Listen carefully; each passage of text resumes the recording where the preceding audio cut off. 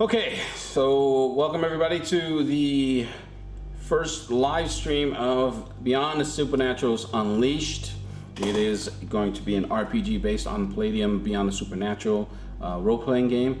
I have with me, three of my friends who are going to be with you today for the length of time that it's going to take to get through this session of pain, loss, betrayal, and that's just from one player. That's just Jack Napier crying about how unfair life is.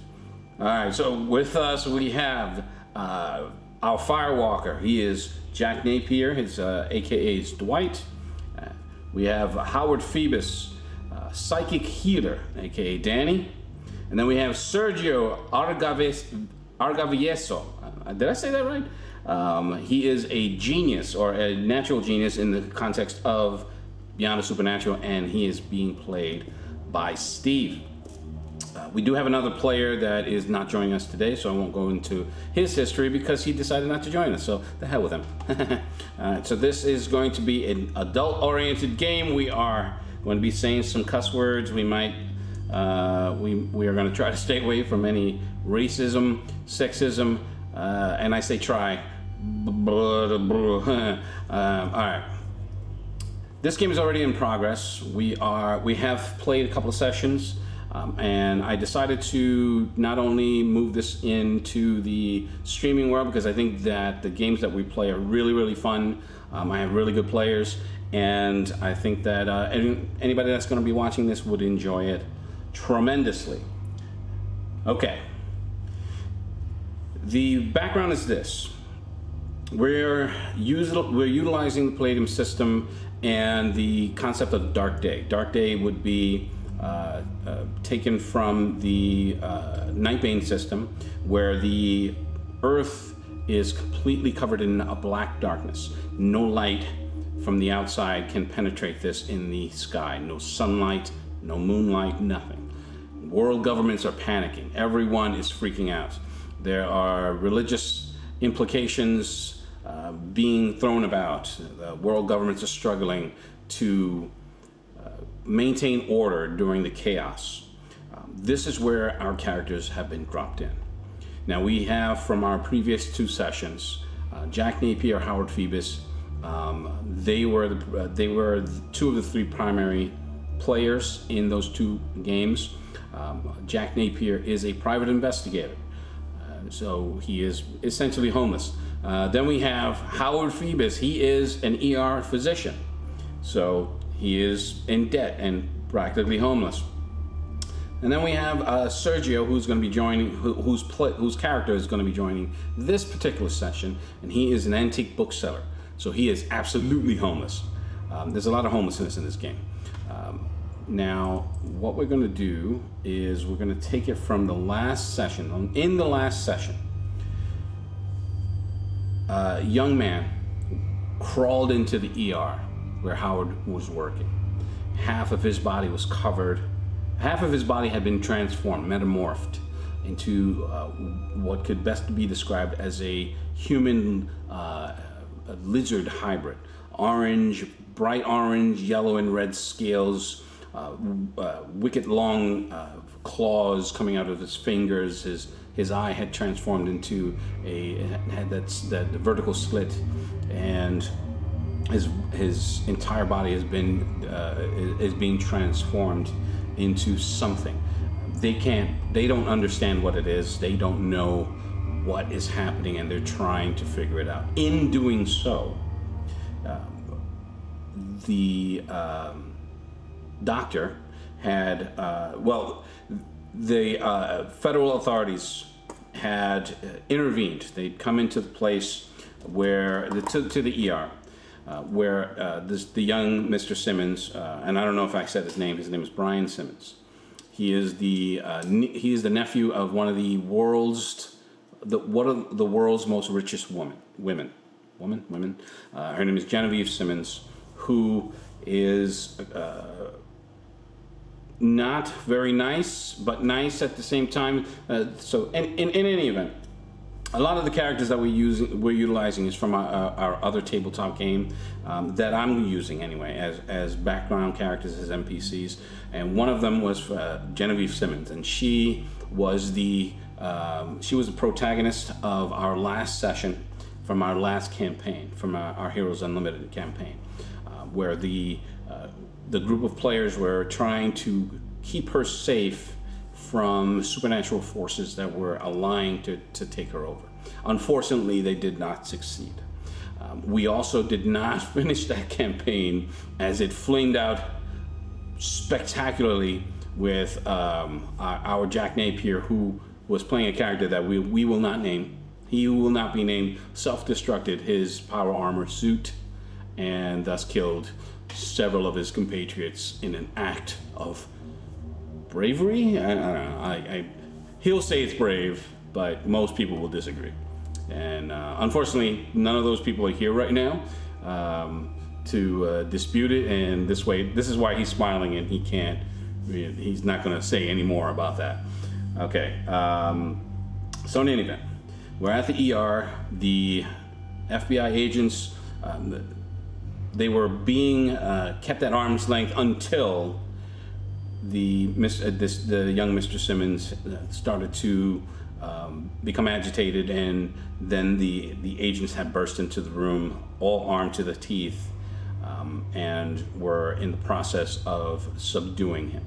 So we have Jack Napier, who was in the room at the time, talking with the nurse. Her name is Sarah Lee. I get it. And Howard Phoebus is on the outside of the room, being restrained by one of the agents. Now, this is where we pick up our current situation. Mr. Napier. So the agents had just kicked in the door. They all are brandishing their very, very. I wasn't going to say. I was going to go all Donald Trump and say very, very powerful and very beautiful weaponry, but I'm not going to say that. But they all have their 9mm pointed at Brian, and he is pulling himself up at the top of his bed, and just trying. He's trying his best to move away from them, but literally the wall is right behind him. So they have their guns out, and they're screaming at him to get down on the ground, get on the ground. And one of the agents, he has his guns, and he's the nearest to you. Now you're on the far right wall, and he had come in, and they took a three-pronged position. So one that's immediately facing, the one that's in the door that's to the left, the one that's in the center of the room, and the one that's closest to you. And by closest, I mean he's about arm's reach from you. So maybe about 3 feet. So that's what they're doing, and you can see the abject terror in Brian's eyes. Sarah had put both her hands up, and she had gotten down onto the floor, and the agent that's near you, he's telling you both to get out of the room.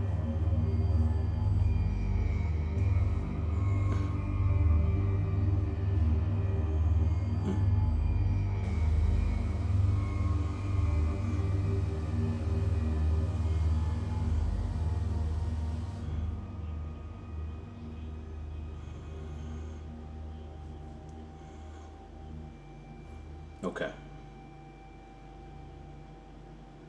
So she crawls out on all fours. She scampers like a cat that just saw a cucumber. You ever seen those videos? So she crawls over to you. You grab her, pick her up, and you leave the room. Okay. So Brian is doing. He is panicking. Get away from me. Get away.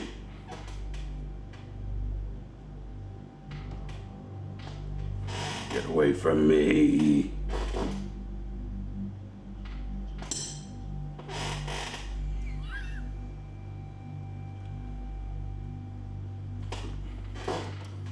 This is what happens when you have kids and when you don't want them. That's just crazy. What are you doing? Just drop them off at the church. Are you doing anything, Mr. Phoebus? Okay, yeah. So you've done that. The alarm goes off. The light is flashing in the hallway. So the door had swung shut behind you, and you can hear them screaming at him. You can hear him. You can barely make out his voice, because whatever is happening to him is altering his voice so that it's carrying through the walls. It's pretty thin walls anyway. At one point, you hear there's at least 4 or 5 shots that go off. And Sarah screams, and she's moving away down the hall. And as you guys are trying to stand clear of the shooting, the lead agent he kicks in the door, and as he does, one of his guys shoots through the wall into the next wall, and you can still hear the shooting, and the lights are flickering as this is happening. Are you guys doing anything specific? Getting everybody out of the area. Yeah, I'm not gonna let nobody pass through the area.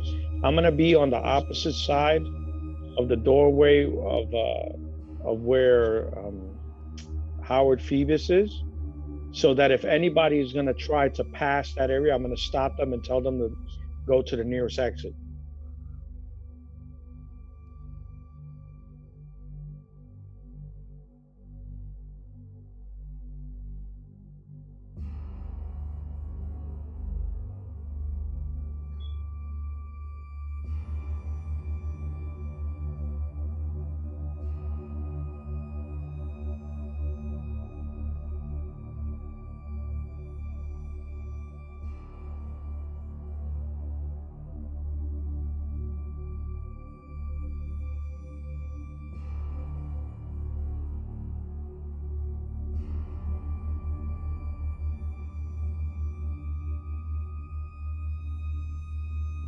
Let's get the hell out of here. Why you need backup? Let's go. Let's get out of here.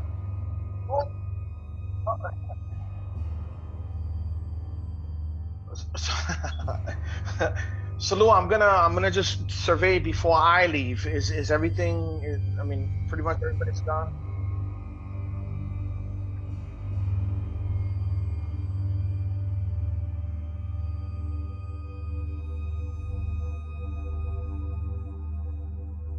Well, I'm out of here. Fuck that. I warned them. Lou, can I go back to my office to get my 2 little dogs? Okay, so I'm gonna go.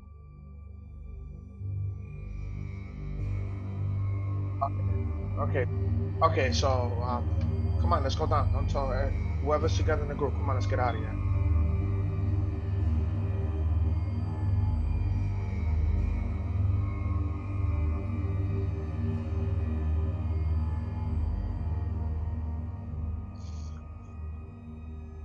Who you speaking to me?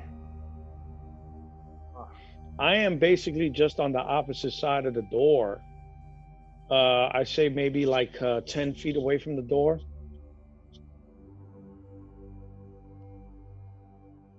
Hello? Oh. Yeah.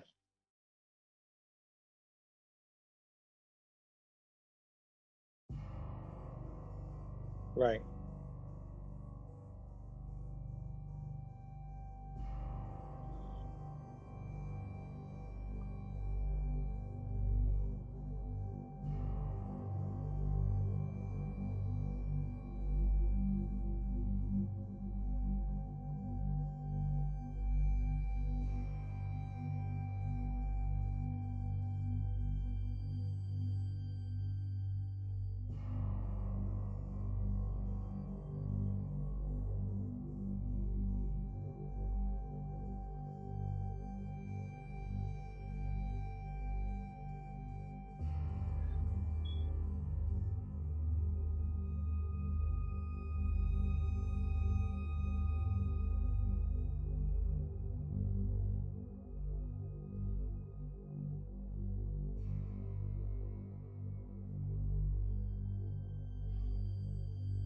I'm gonna scream out, shooting ain't gonna help.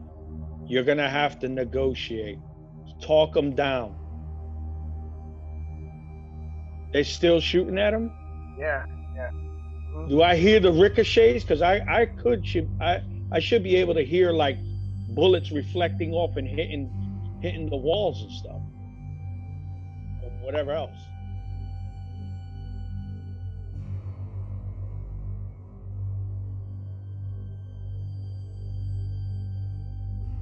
I can hear other stuff getting hit besides him. Okay.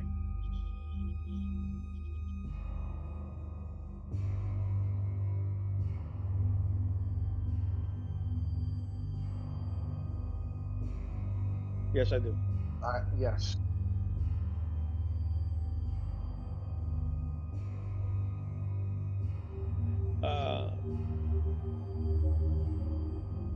No, I'm not gonna look. I'm not gonna look in. I'm gonna be on the outside of that room, knowing that the room is correct, understandable. But what I'm gonna do is what I'm gonna do is I'm gonna pull the guy who's there, the FBI agent that's knocked out. I'm gonna go to him, pull him out of the way, check and see if he's alive. I'm gonna check his pulse to see if he's alive first.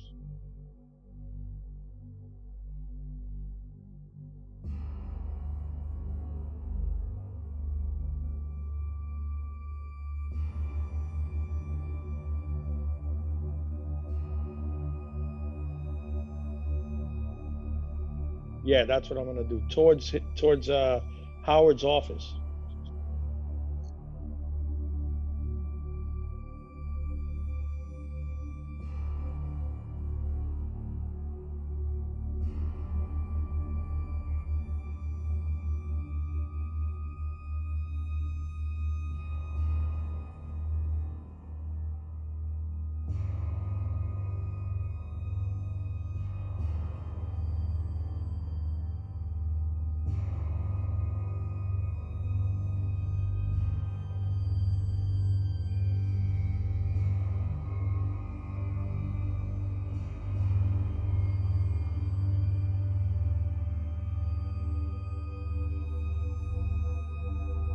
All right, so I'm gonna take.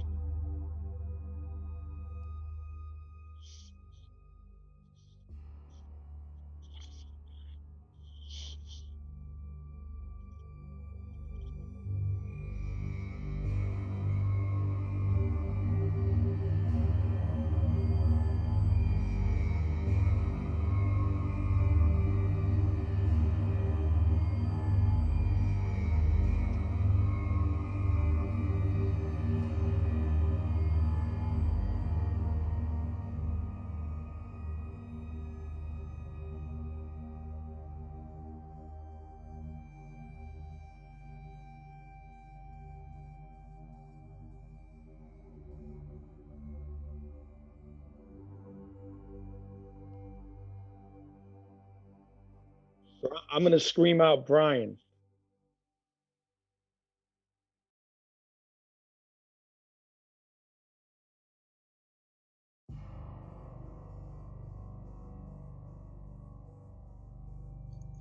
Which that's which direction is he running towards?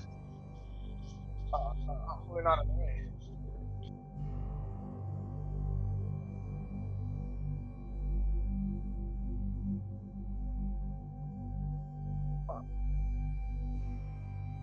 I'm moving out of the way.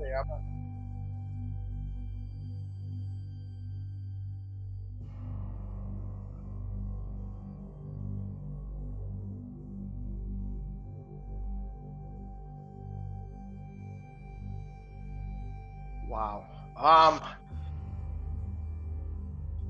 Oh, I'm darting out of the way. Anything that I could do to get out of the way.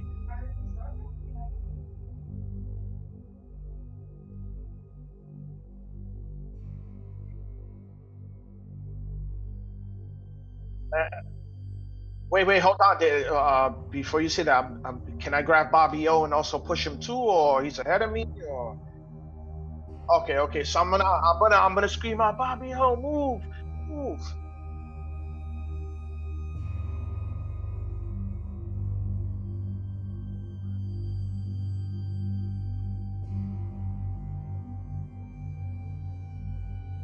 Hey, big cat.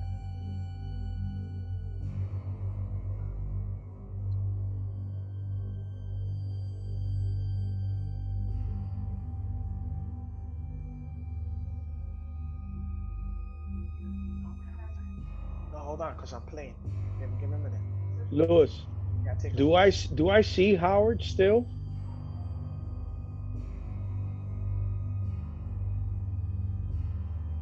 Usually when in a hospital, you always see supplies like in the hallway or anything. Do I see anything that I could get some bandages? Or do I see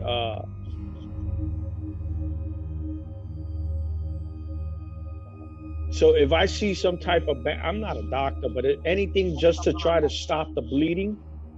So I'm gonna just wrap it around his head. So like not real tight, but just to stop the bleeding a little bit without hurting him. And then I'll take my but like if I find a pillow or sheet, put it under his head so that his head is not laying on the floor. Then I'm gonna go to the other two guys that got thrown with the bed and see how they're doing.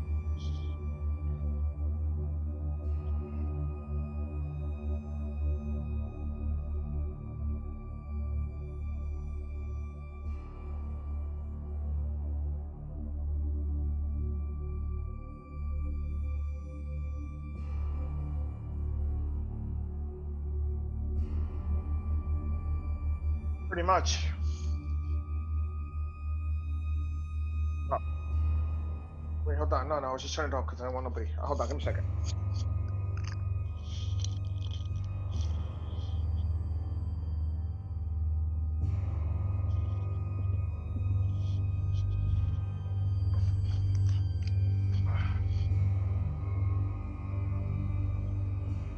Okay.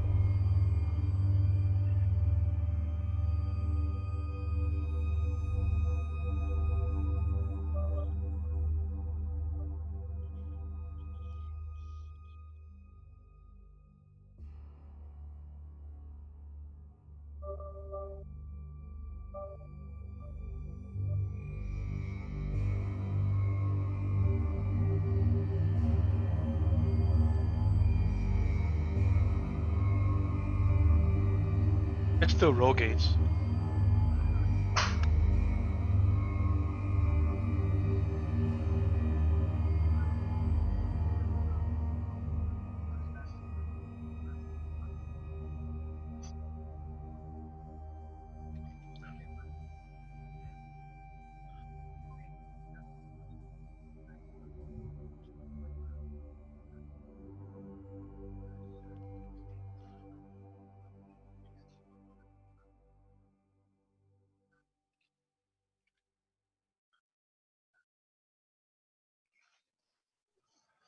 So I'll go to the gate and take a look.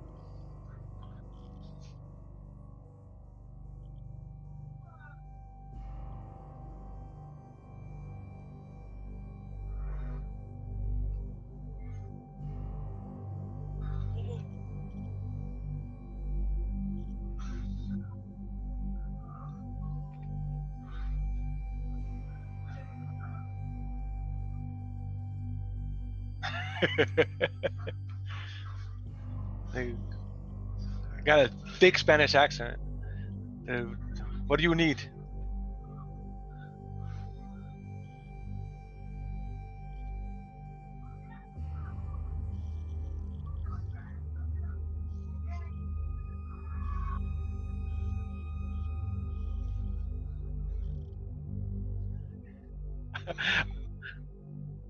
I sigh real heavy because I don't want to open the door, but she showed me the damn book. So I opened the gate and let her in.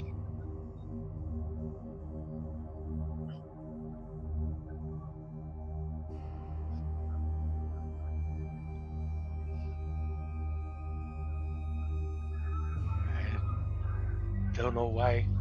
I mean, because the sun went dark. That they're scared of an eclipse.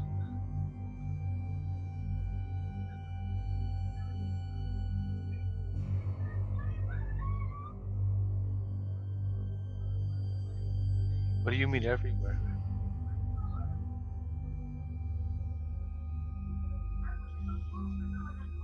Yeah, you're right about that.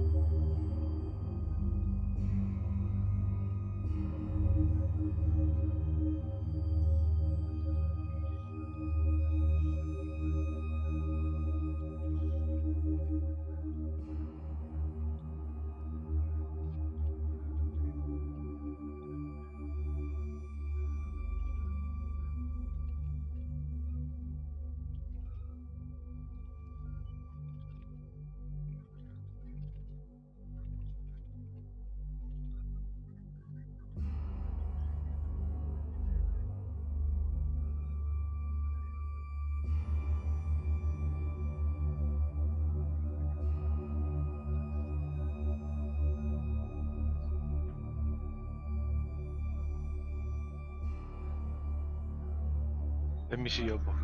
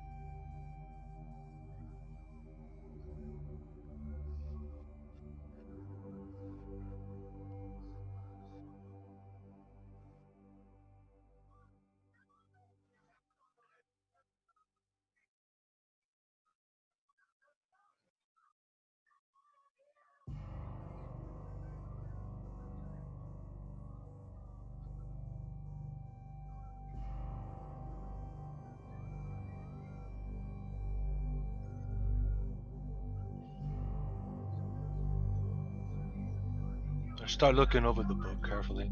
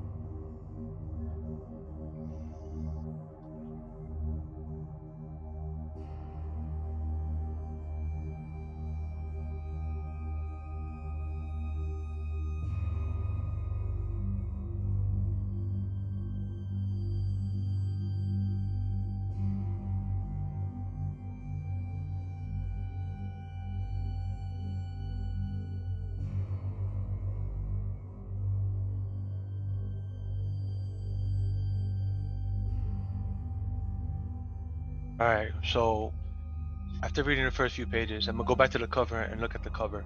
I'm gonna roll my skill for secret societies. See if anything. See if I can recall anything from that. Cult and secret societies.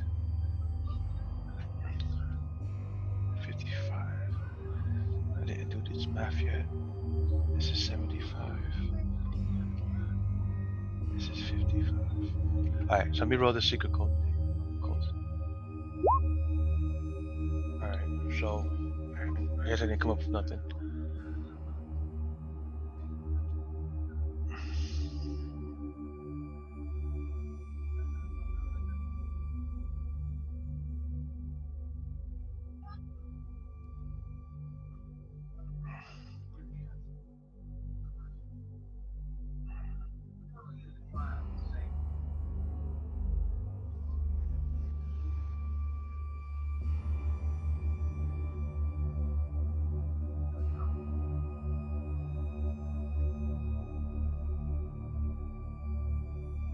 Yeah.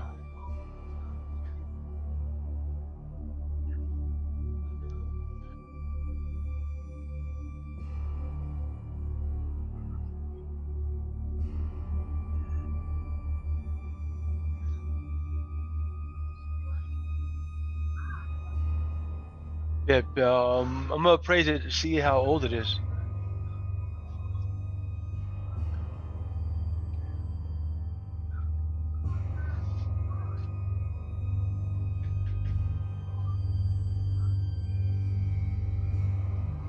All right. So, I'm gonna see if I can recall anything historical about it. See if off the top of my head I can recall anything historical about it.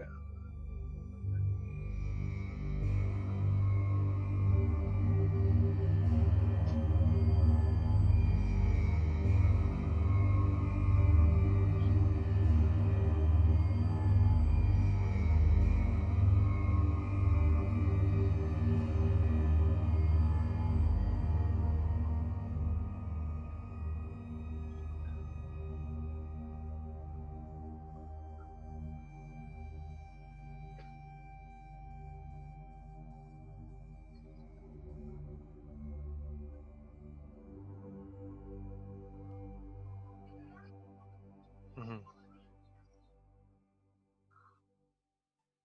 What the hell?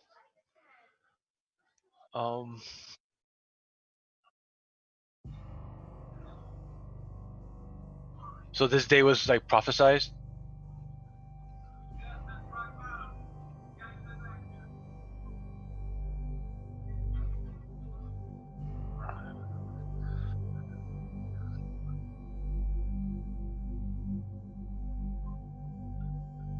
Well, to be entirely honest, the book being bound in skin is not as unusual as you think it is. There are books that are they're doctors, as a matter of fact. They're doctor books made in the early 30s and up, early in the years. That they actually use human skin to bind the book, the pages themselves.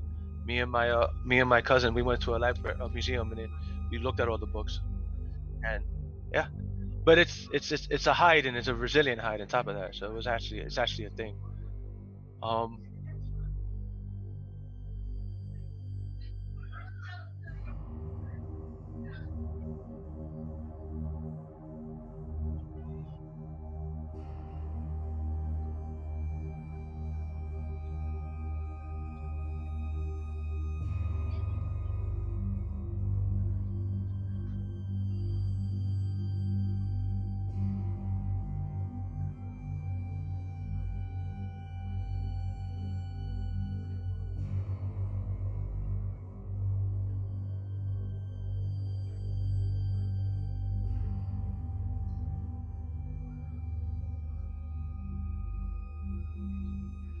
all right, I'm gonna use my lower magic arcane to see if this book is on that level of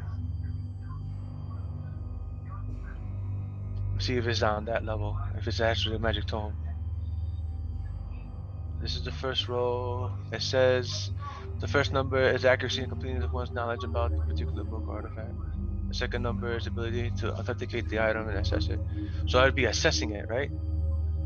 Alright, so this is for me to find out whether or not it's an authentic magic book. I got that. So now I'm gonna see if I can recall this book through history with the first roll. I got that one too.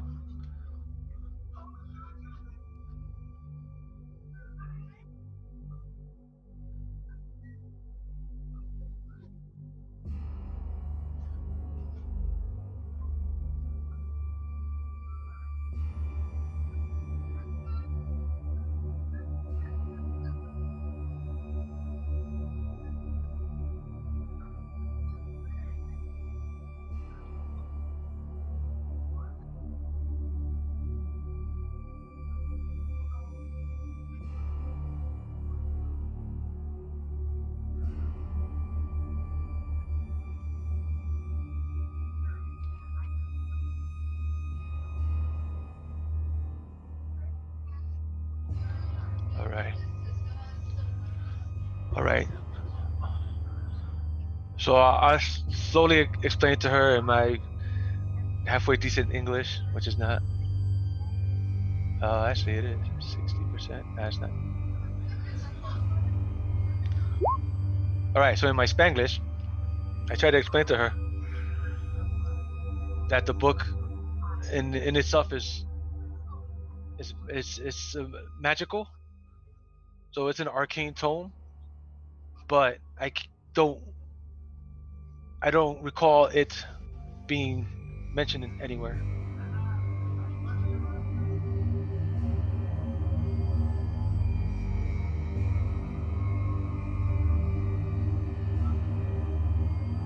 Yes, this is an arcane tome.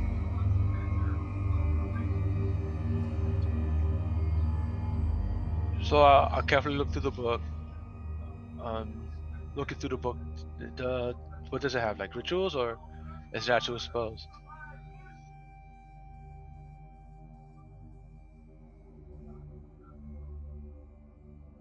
Right.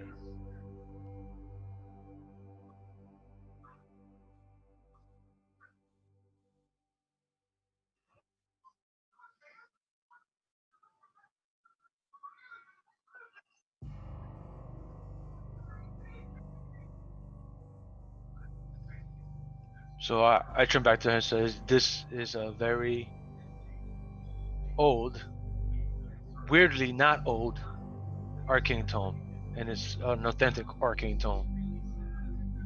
So wherever you found this, there's probably someone looking for it. Because every time I run into a book like this, usually within 5 to 15 minutes, someone's not gonna be able to buy it." Which I proceed to go to the door and start barring it.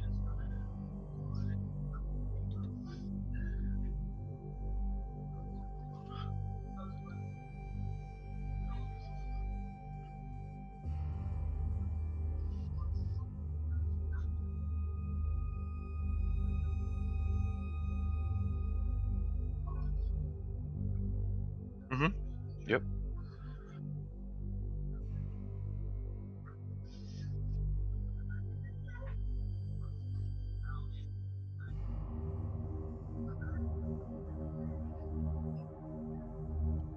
Hmm.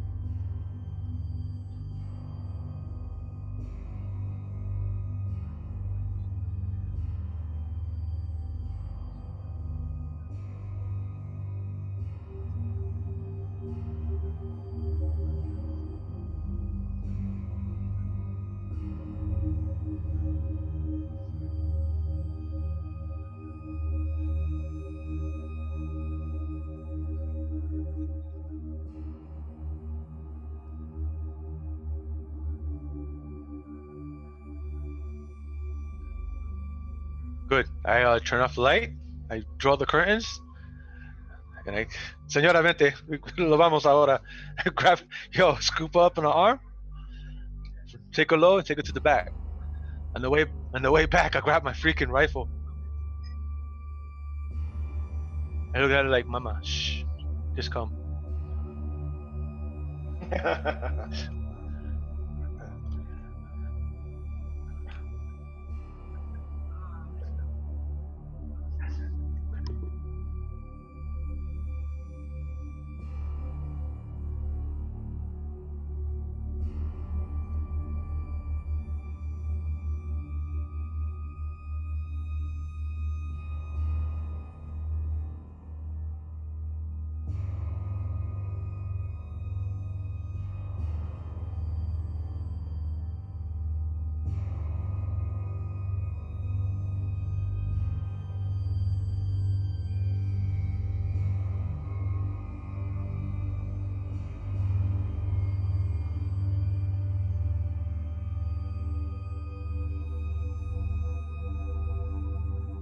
Scream, what? I'm gonna let it be known. Like, what type of leader are you to leave your guys laying on the floor, not even checking them to see if they're alive?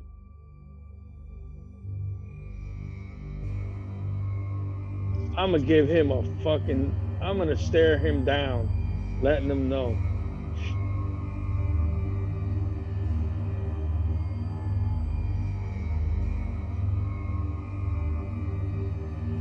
Yes.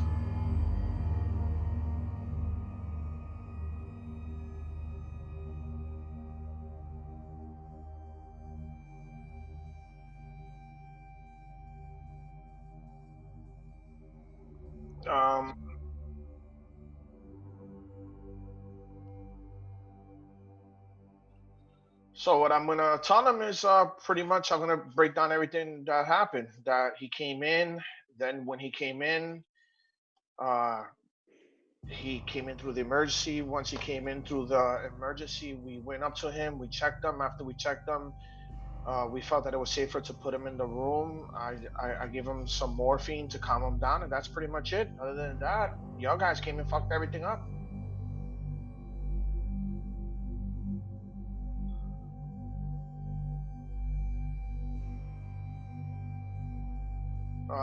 Yeah, it's a hospital.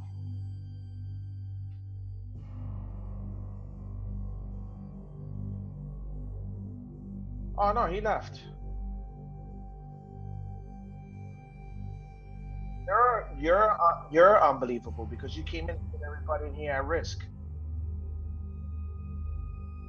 Sure, sure. You know what you could do. You could go upstairs and knock on the door just like everybody else. And I turn around and I walk away. I start heading towards Jack. Idiot. And then before I leave, I say idiot.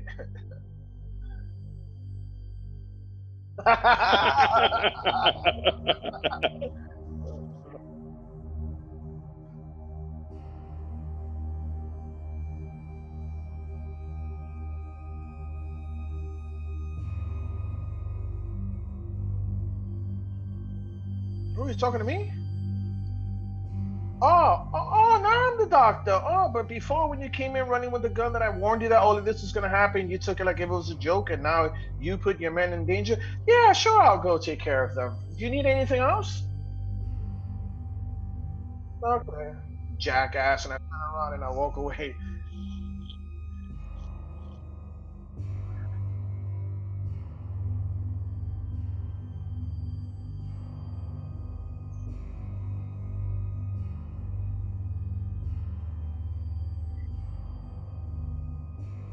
So the agent, I'm gonna look at the agent. What's going on with him?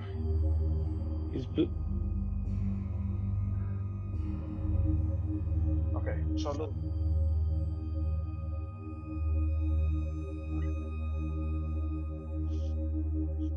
Okay, so we're gonna take him into a room, and then I'm gonna do psychic surgery on him. Well, first psychic diagnosis and then psychic surgery. Okay. I'm gonna tell Jack, but wait, excuse me, Louis. I'm gonna tell Jack just keep an eye on while I do this because I have to concentrate on this. all right. Don't worry. Oh, hell down. By the way, can you get my dogs first, please? They're down in the Fuck your office. dog. Come on, man, Jack. Come on, do me a favor, man. Jesus Christ, man. Don't burn them, please. So I guess I go after his damn dogs.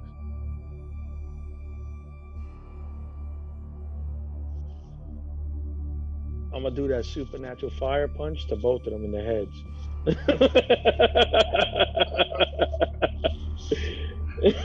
Oh my lord, they're gonna be like, yo, they're gonna be like, ah. No, I'll go and get them. I mean, they should know me because I know me and Howard know each other. So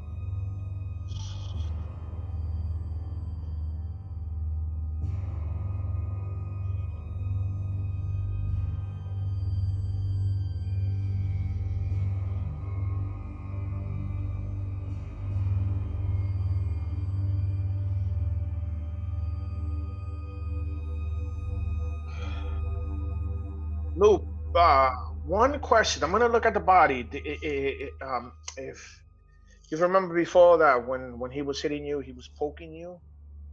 Does he have any other damage other than what's on the head? Okay, you remember? Yeah. Okay, okay. So what I'm gonna do is I'm gonna put him in the bed. Now that everything is normal, I'm gonna go shut the fire alarm off, and I'm gonna call. Oh, by the fire marshal. Yeah. Okay. So what I'm gonna do is, and then I mean, I'm just gonna.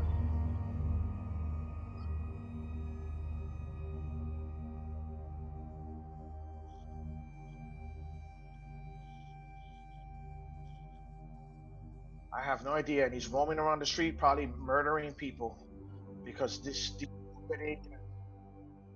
I know, and these stupid agents, they just come in here causing all this chaos. They could have shot people. I don't understand these people. See, that's what happens when you get a F in your badge. It's for fuck up. See?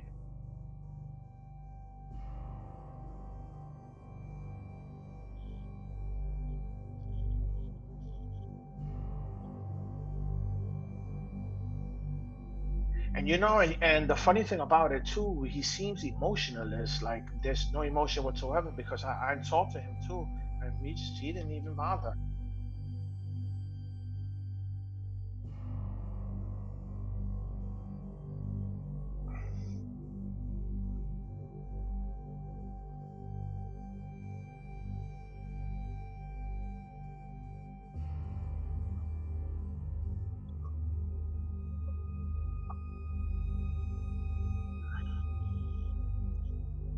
Man, do me a favor. Okay, and then do me a favor. Can you call the morgue and say there's two bodies going down? Okay. No, that's what I'm gonna go check right now. So Lou, I'm gonna go to the dead bodies and I'm gonna see if I find any form of identification on them. Then I'm gonna. Okay.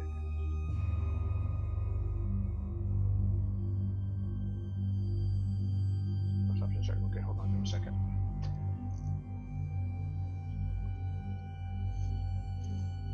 That's a 20-sided, right, Lou? 18 pops, 18 poppy. That's some of that Latino heat hitting it right there.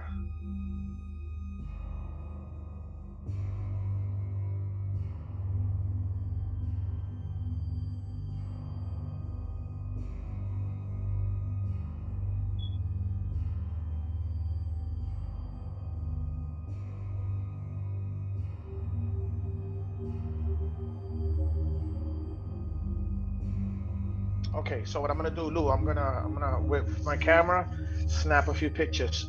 Another thing too. Now that I see that, I'm gonna unbutton the shirt to see if I see anything, anything covered by the sleeves of the shirt or anything like that. Just that, right? And is everything else normal on them? Like, is their clothes normal? Like, it's just normal clothes. There's like no hidden pockets, anything like that. The shoes, anything like that. No,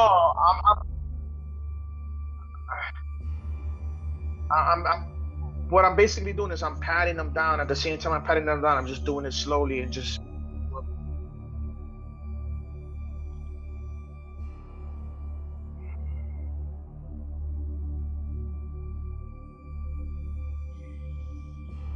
And where the hell's Bobby O at? So I look around, see if I see Bobby O.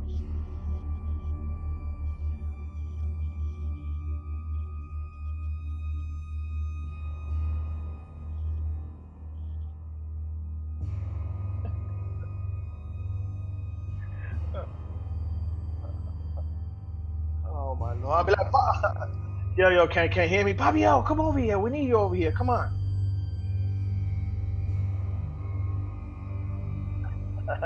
He's quitting. I say he's quitting. He's quitting.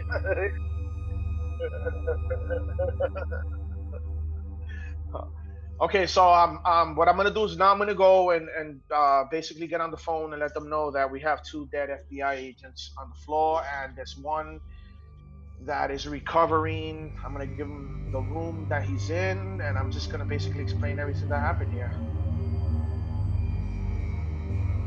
Now, excuse me. One more question. Do we know Mr. Sergio? Do we know him?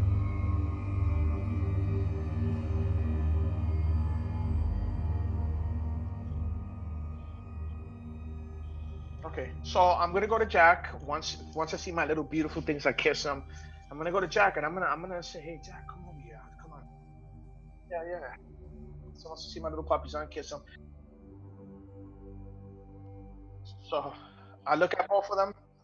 And I'm gonna point towards the door, and they're gonna stand there guard. I'm gonna have Jack come in with me. I'll be like, look at these FBI had these tattoos on their wrist. Do you know anything about this, or do you know anybody who could decipher this? Let me see. I know somebody who might be able to decipher it. Send that to me in a text. Okay, so I'm gonna text it to Jack, and then I'm gonna be like, something's up with this FBI guy, because like his men just got killed, and he's not. So Lou, I'm gonna send a text to Sergio, and asking him, has he ever seen this symbol before? Am I floating here? I'm sorry.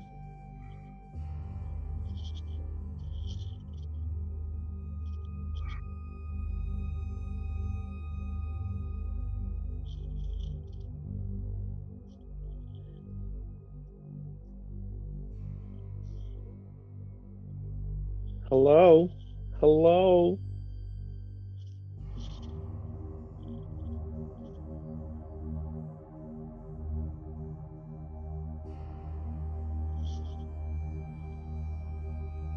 No, they're not gonna do nothing. Yeah, I think they have their hands full. I sit down. I pull the drawer open. I pull out 2 cups, and I pour a cup of cognac. Like, Toma, let me look through this book.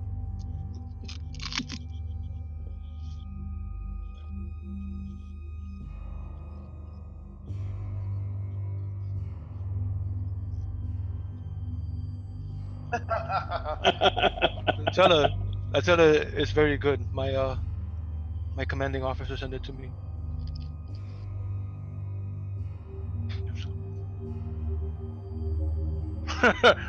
I see her do that. I'm like, oh my god! So I pull out some biscuits. Give her a biscuit.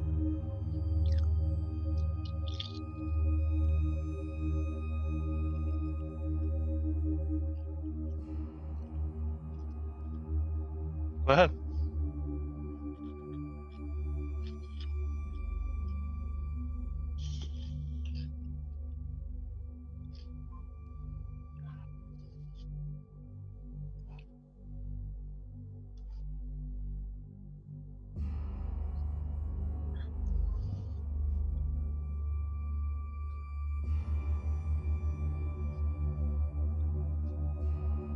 So I look at the sign, the symbol, or whatever he sent me.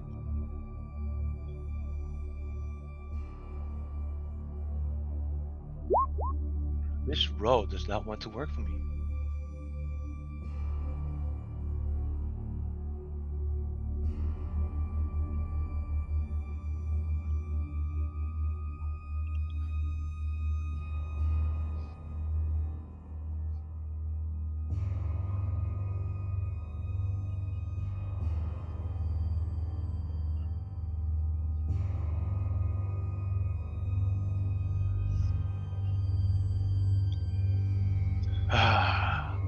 I go over to the other room.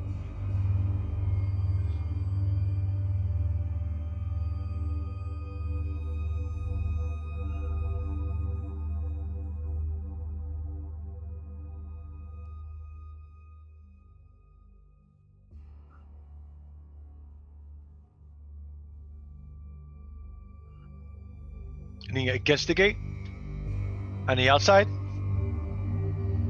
I'm good with that. And like I look at him. ¿Por qué tú estás gritando? Es un hombre en nude. Vente. Bring it to the back. Why are you screaming about a naked man on the gate? Come on. Yeah, it's okay. This is Soho. This shit happens. Just come to the back. I don't know what's going on out there. And I don't want to know either. Come on. It's safer back here. And you shouldn't make so much noise. That'll attract attention. You don't want that either.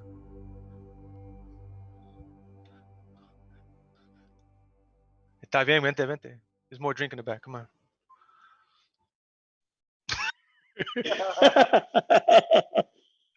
I bring it to the back and I close the door to the office and I lock it.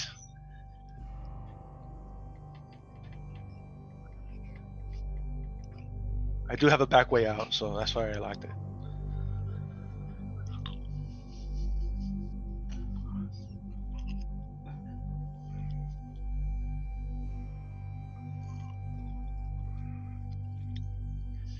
I'm leafing through the book and I'm trying to find anything that looks like would be more recent. Understand? All the more recent entries. Anything that would be related to this time and date, other than that one piece.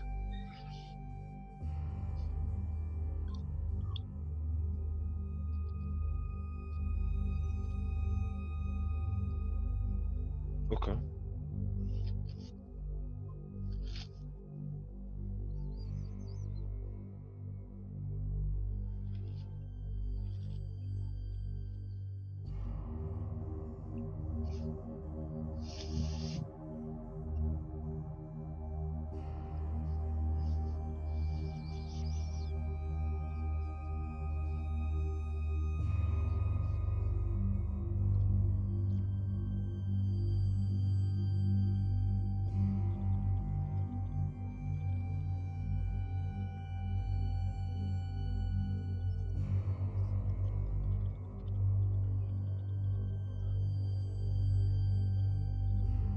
And you do all those. Okay.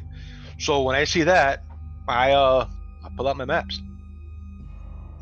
Pull out my maps, pull out my little compass, and I start figuring out what part of the world all these places are. Start marking them on the map.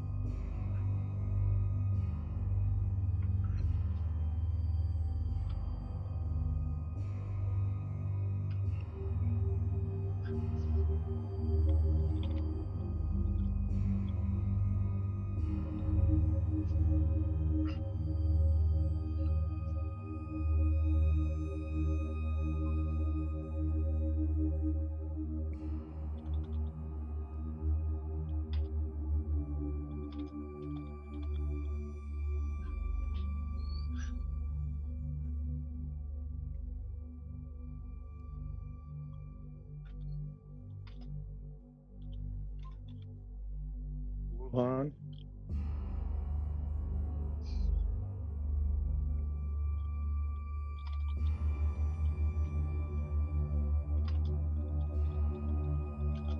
Sao Paulo. Brazil.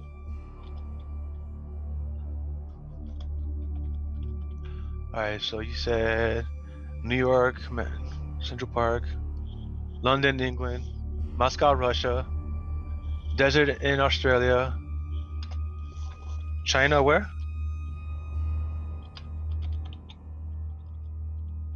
Damn, Tiananmen Square. Mhm. 1, 2, 3, 4, 5.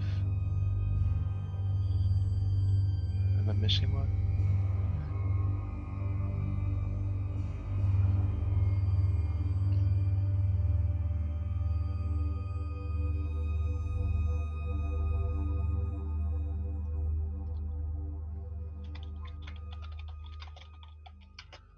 Central Park, London, England, China, Tiananmen Square, Moscow, Russia, Desert, Australia, and Brazil. Sao Paulo, Brazil. New England, London, England. I got London, England. New York City, Central Park, London, England, China, Tiananmen Square, Russia, Australia, Desert, Brazil. That's 6? 1, 2, 3, 4. My brain doesn't work. I'm only counting 5 for some reason.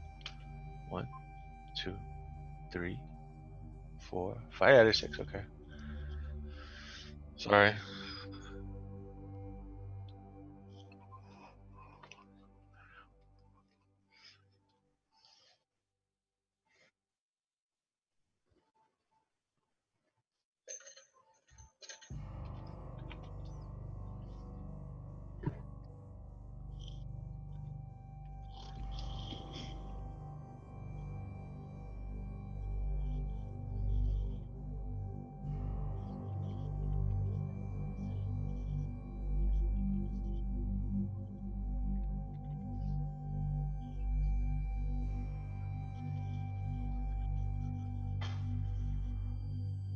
So Aries Cahill made this entry in this book.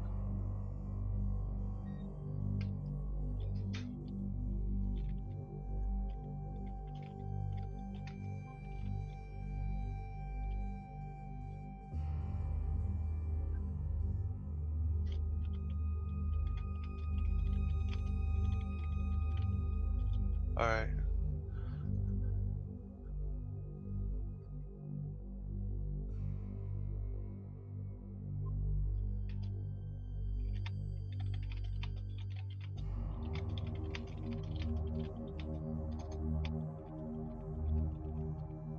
I'm gonna try another cult thing.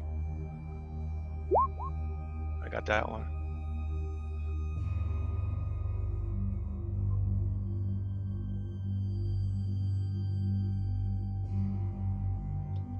So now it makes sense.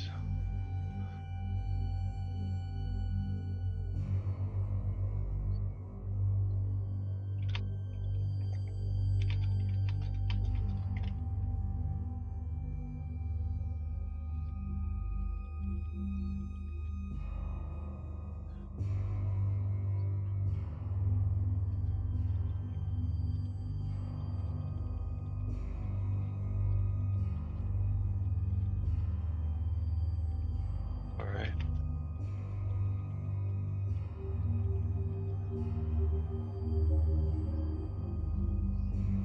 All right. So now that I remember what that is, I text him back. I tell him the people who wear this tattoo are part of a secret society that is not too bueno.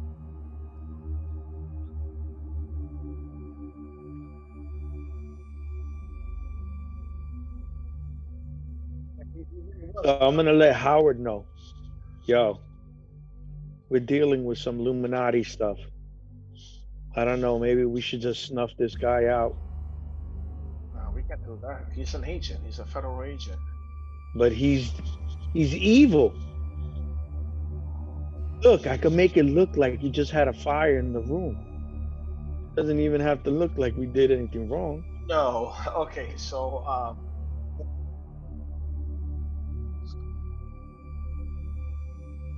Lou, the guy that we basically saved, I look at the same spot where the other tattoos were. Does he have one too?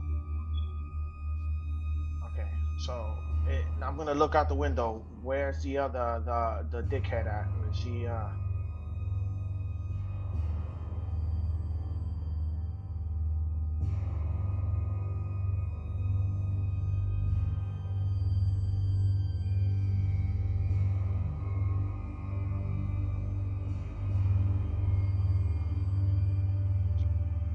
So Lou, what I'm gonna do is this guy's ID. I'm gonna take pictures of his ID. Any form of ID he has, I'm taking pictures of it, and I'm also gonna take a picture of his. I'm gonna take that also too. Is all the tattoos the same? Is there any difference in them, or? Okay, so come on, let's go outside. I'm gonna walk up to the ass. I'm like, oh, you got backup now? What you guys? You guys come to fix the place up? You got a construction crew?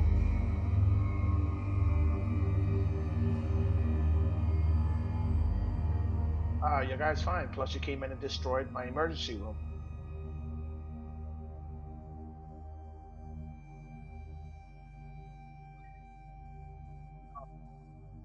Oh, you destroyed it. No, you destroyed it. Yes, you destroyed It was you. Yes, everything. You could have was calmed the destroyed. situation down, but you just kept on. Flame on! I know you've been plotting that. I'll say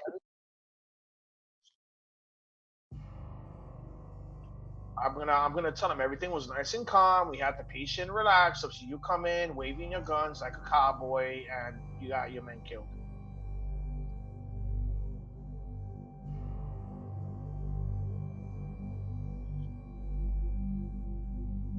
Yeah, he's fine. He's just over there, but he needs to stay in bed and rest.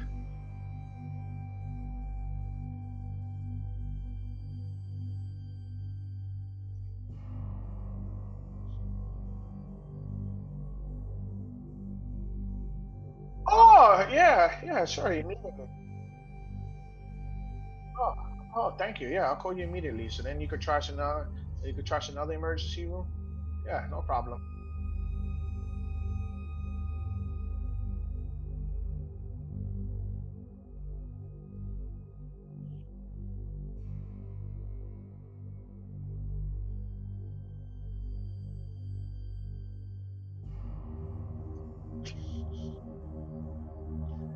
Look at him and say, "Did I just finish telling you that he has to stay rested?" And you're gonna. And this is exactly what I mean about you. That badge and that gun has definitely got into your head. Oh my Howard, God. it ain't even worth talking to him. Forget it. Just let him. So I'm gonna tell him. And thank you for your service.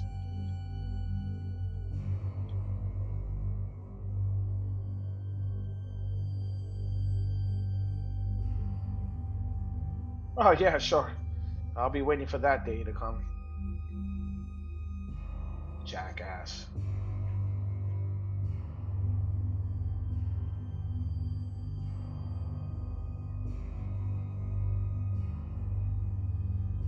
Yeah, and they went and took him out after I specifically told them that the patient has to stay there. But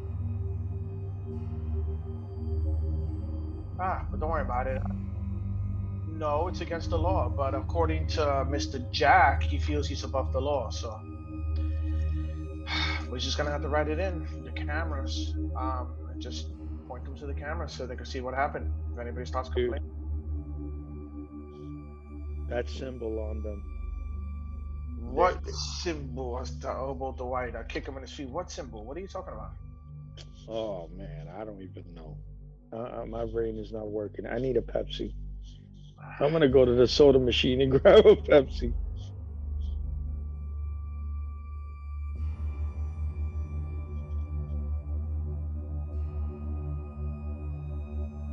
No, what I'm gonna do is I'm gonna be like, is any possible way we could contact the Sergio dude so we could get some more maybe he could. We're gonna have to go to his shop, and you're still on duty. Lou, how much more time I got on duty now?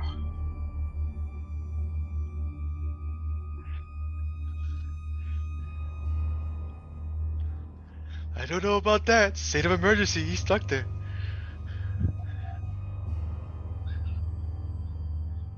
Oh yeah, since the coronavirus. Yeah. No, not even that. Bro. What's going on outside?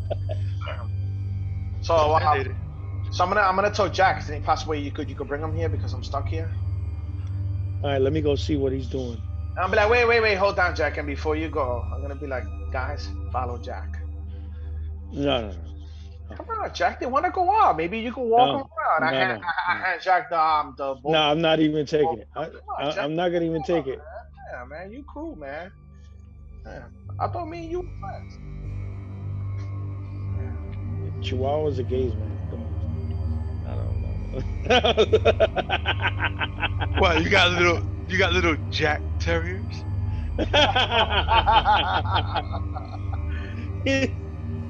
Okay, so I'm gonna tell him, try to get him as fast as you can and bring him over here so we can figure out what's going on because this stuff is very weird.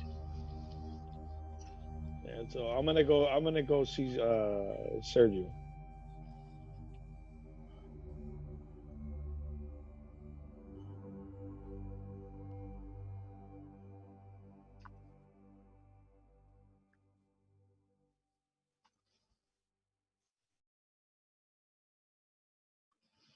Now?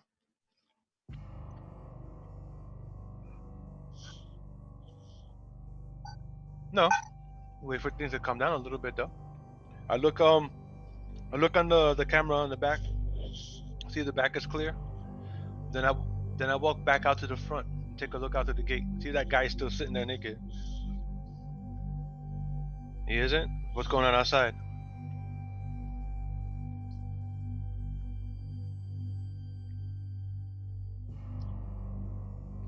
No screaming, no yelling, nothing else? Yeah, but other than that.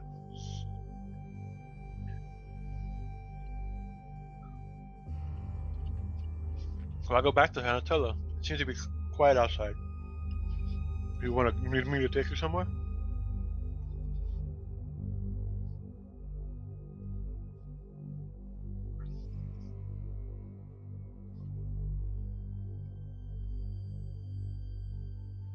Alright.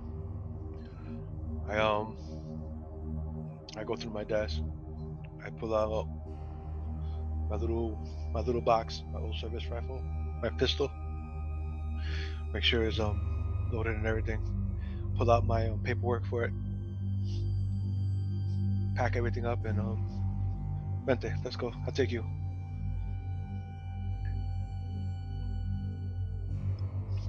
Huh?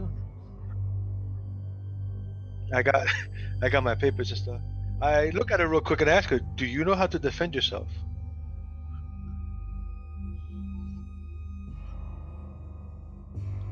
So I go to my register, pull out 2 rolls of quarters, and hand them to her.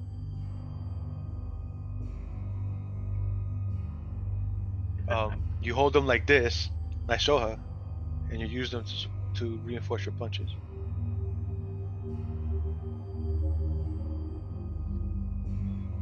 Just in case. It's crazy out there right now. People like to do stupid things when it's crazy.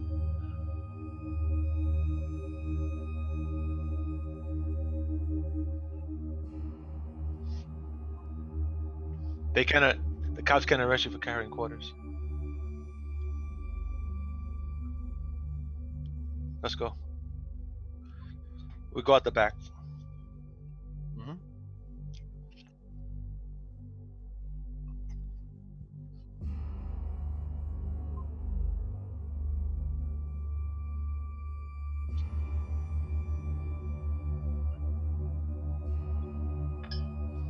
That's what you said, right? Out of the cabinets, we don't have it. Cause remember, you're the one who. No, I doubt it. But I mean, you could go tomorrow and get some.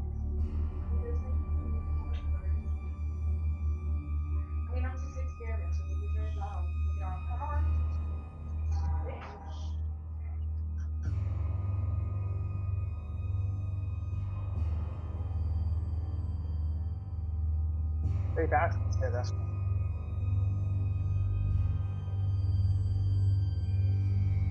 I know.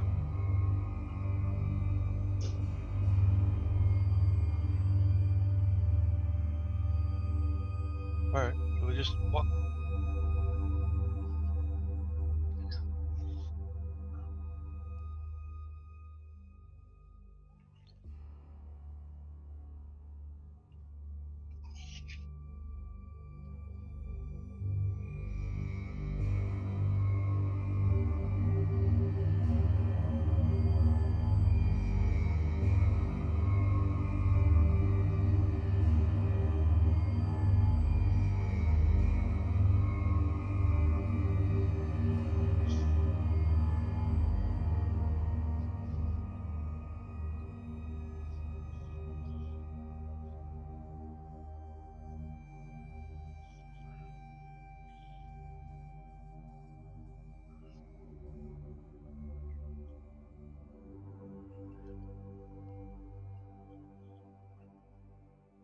and open up the cabinet. There should be one down.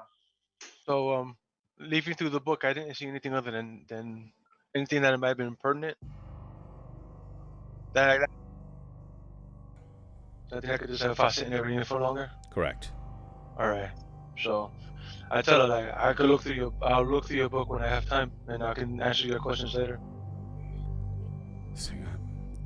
Yeah, that would be great, because this is just too crazy.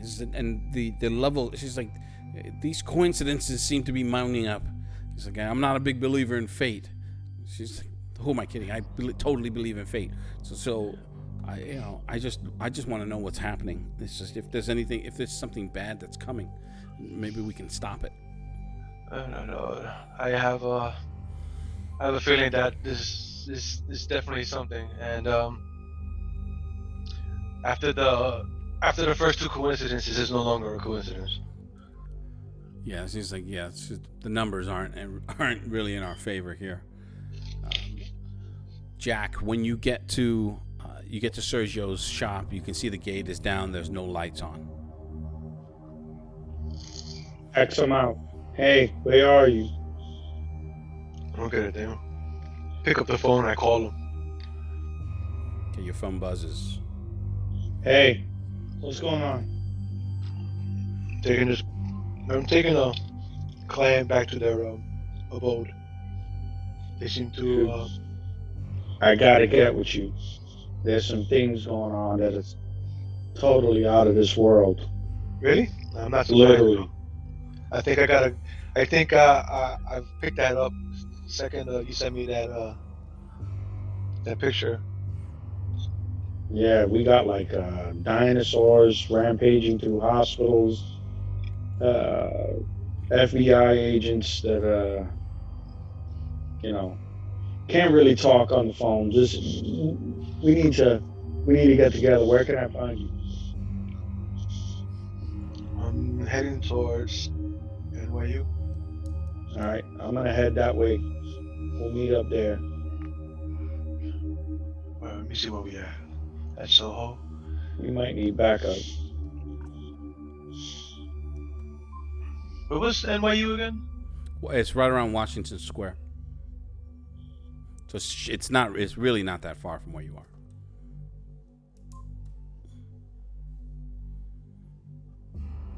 But in any event, so having a basic understanding of the city landscapes and all that stuff, you know that you could catch up to him within 15 minutes, if not sooner. Power walking. On a power walk.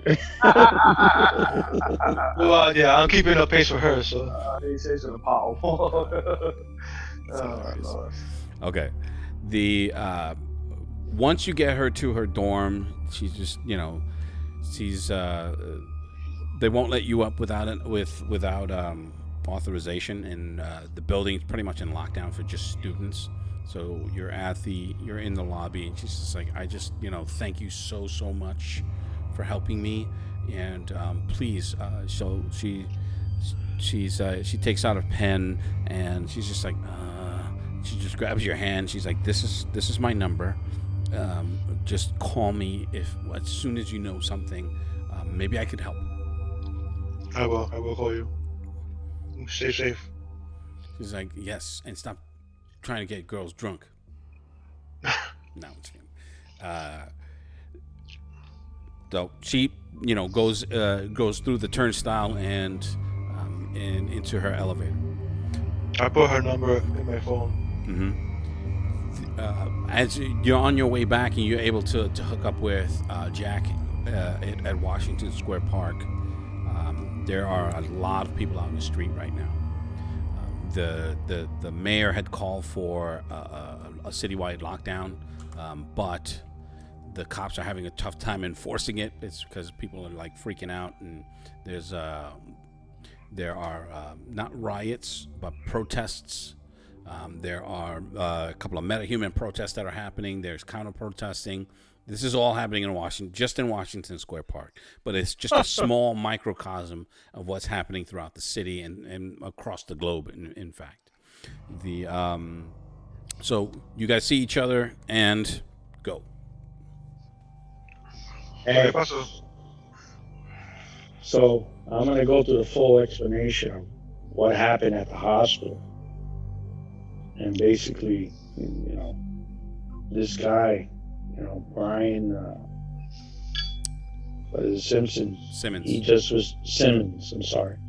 He basically was transforming in front of us, and it was from anxiety and rage and everything. He just kept on transforming, and I was trying to calm him down and was working a little bit. And these FBI agents just literally came in here and went nuts. They pulled out their firearms, got him scared, got him going.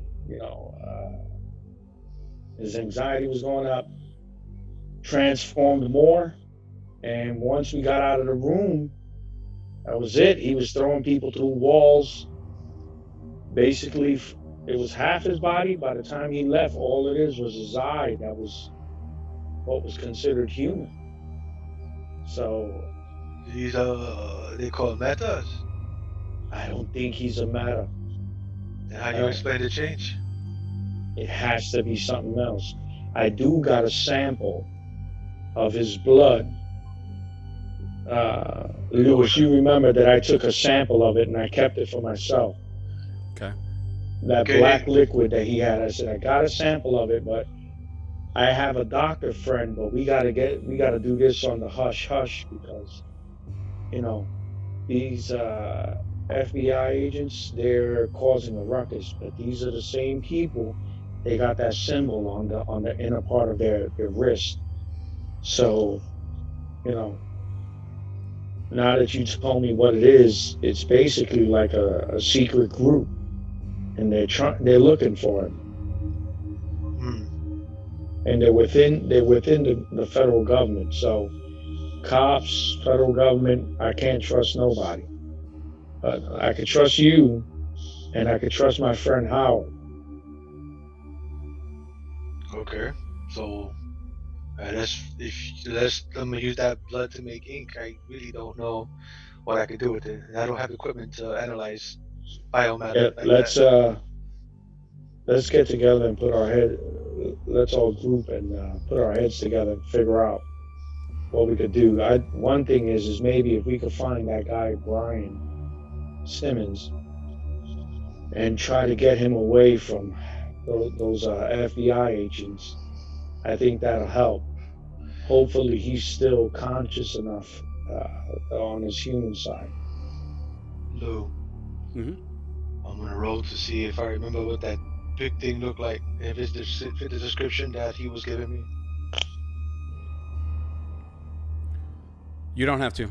It is. So I told him, well, if it's the same person I believe you're talking about, and he was in front of my shop. Last I saw him, he probably was the naked dude that scared the crap out of my customer. All right.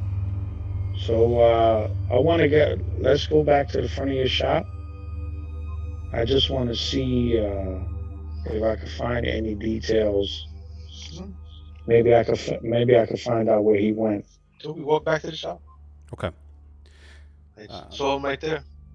When we get there. Once you get to the place and you start looking around for any clues, you do notice in the asphalt in the center of the street there were marks. They look like footprints, really long ones, but you wouldn't have noticed if not for the fact that you're looking for them. At a certain point, they stop, and they end just as you get to the front of Sergio's shop, his bookstore. Beyond that, you don't see anybody on the street here. This is not a big commercial area. It's not a commercial block, with the exception of the bookstore. All right. It's mostly lofts and some residential area. It's a residential block, mostly loft apartments, very high end, very swanky because it is Soho. The shop is the only commercial business on that block. So I'm gonna look around. I don't see nothing at all. Do I see any like that black blood? Do I see that on the floor? Utilizing your flashlight, you do find some, and it leads to it's right on there's a little slickness on the gate, the front of some of it on the front gate where Sergio's store is. There's some on the ground. Beyond that, you can see it trails off as it goes in a northerly direction from where you're standing. All right, I'm gonna follow it. Okay. Can I follow him? When you get to a point where there's an alleyway between the two buildings where where the garbage it's collected. Straight down that alleyway, you can make out some figures. You would have normally in any other day would have just taken them for homeless people, but that's what you see them. I'm gonna light a cigarette. Okay, it's not enough illumination. So, in other words, the distance from where you are to where they are is at the other end of what would be the block. So right. It's it's from one street to the next. It's that entire alleyway. There's a wall separating both, and then they're at the end of that wall. So if I had to give it, and I'm not going by any measurable distancing for New York streets, because I don't. I'm sure if I looked it up, I could probably get it, but there's no point in going through that exercise. But it's halfway through, so let's just say it's about 50 yards away. So you're lighting up a cigarette. It's not going to illuminate the entire area enough for you to see. Oh, it's not for that. Okay. What do you mean? Okay, so you light up your cigarette. And I'm going to be smoking while I'm walking over there. Oh, so you're going to walk through the alley? Yeah. Okay. I'm looking for him. He's making himself known, I believe. So, okay. Are you going with him, Sergio? Yeah, I follow next to him. Okay. So, like, since I'm far away, 50 yards, and nobody notices us yet, I'm going to take my Glock 21, pull it out, and I'm going to just, like, put it behind my back, giving it to Sergio.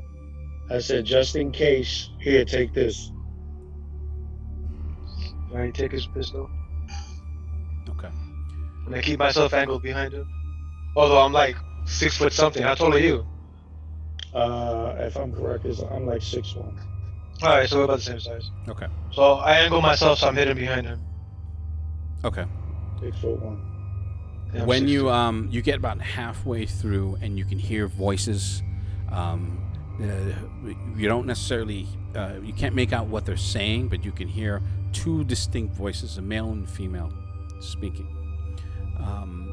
And as you get closer, since neither one of you are prowling, I'm going to ask you guys to make I'm going to ask you, Jack, because you're in front, to make a D100 roll. Prowl roll? Yes. But you're not going to be able to use any bonuses. Okay.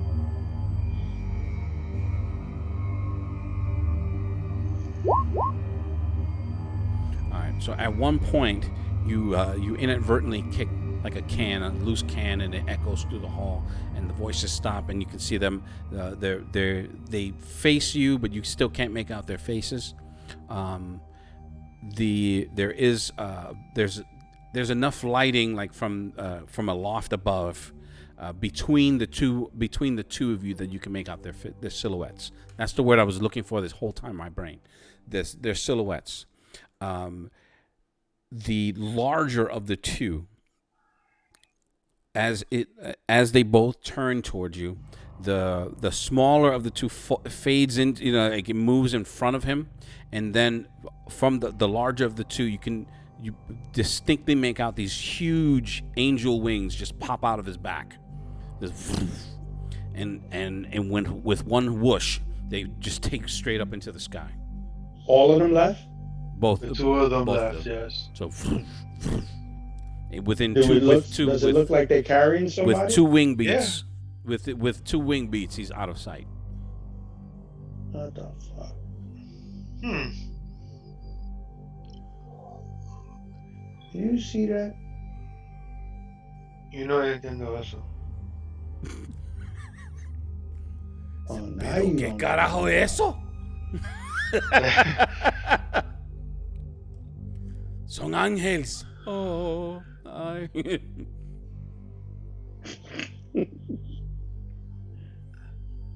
You know, Okay. I've been talking this whole time. I think that my mic was muted for the Twitch, which would be hilarious. But anyway, so you guys, that's what you see. Just and he's out, and they're out of sight. So I'm gonna go look at the site they were sitting at. Okay, so you get closer to it, and you right. It's whatever they were standing near it was obscured by some garbage cans and a dumpster. So you come around it, you can see you Jack, you see it's Brian, and Sergio just sees a naked dude. So you're just assuming it's the naked dude that was at your shop front. I'm gonna be like, Brian. I'm gonna call out. I'm gonna go up to him. His eyes are Check and closed. see- He seems unconscious. So check, see if he's alive. He is. So okay. So I'm gonna tell Sergio, remember the big dinosaur that I told you about in the hospital? Mm-hmm. This is him. Yeah. Brian is about 5'7", so there's no way he's a big dinosaur. I know it looks funny, but this is the same guy. We gotta get him some help. So you wanted me to do? I'm not a doctor. You think we could take him to your shop? Go through the back door? As long as he don't start breaking my things, yeah. As long as he's calm, I don't think things will go wrong. Is he bleeding all over the place? He's not bleeding at all. I said the problem is, Brian, is that whatever's happening with him, he has no control over. And then when people start talking things that he doesn't understand or he doesn't like, he gets nervous, gets scared, and then next thing you know, he starts transforming more. But when he came into the hospital, half of his body was like that. I'm taking off my coat and I'm putting it on him. Okay. If he's 5 foot tall, he's wearing a freaking trench coat now. Right. So I don't know. All right, let's go.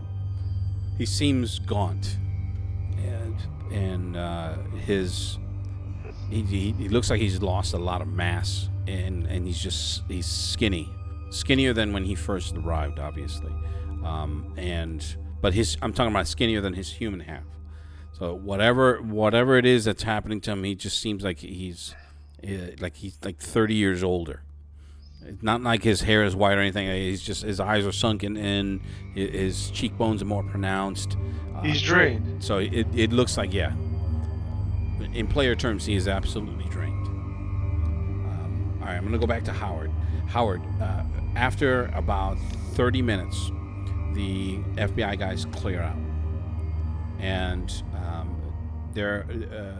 Agent James is like, we're gonna be sending in a CSI team to collect evidence. Please don't touch anything in this room.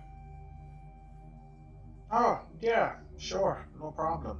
Hey, listen, you want to get pistol whipped? Because I will. I'll make sure I won't touch anything in the room. Don't worry about it. Plus, half of it is destroyed anyway, so you might as well send a cleaning crew to come in and clean.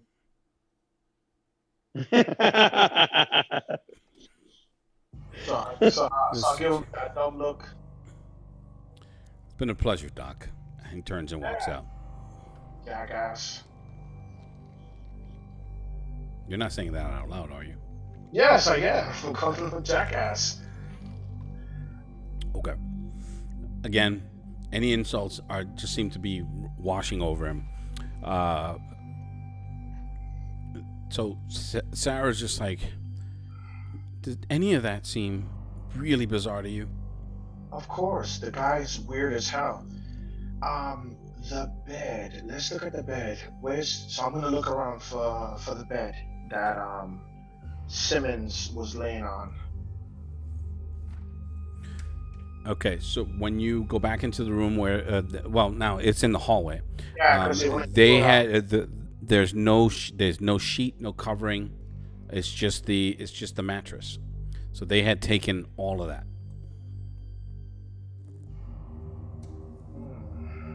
Why are they doing this? If they're FBI agents, why are they collecting all this stuff?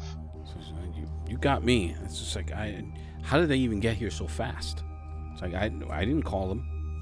And not only that, Simmons, I know that name. I'm more than positive I know that name. Wasn't that the lady who put the bounty on those metahumans?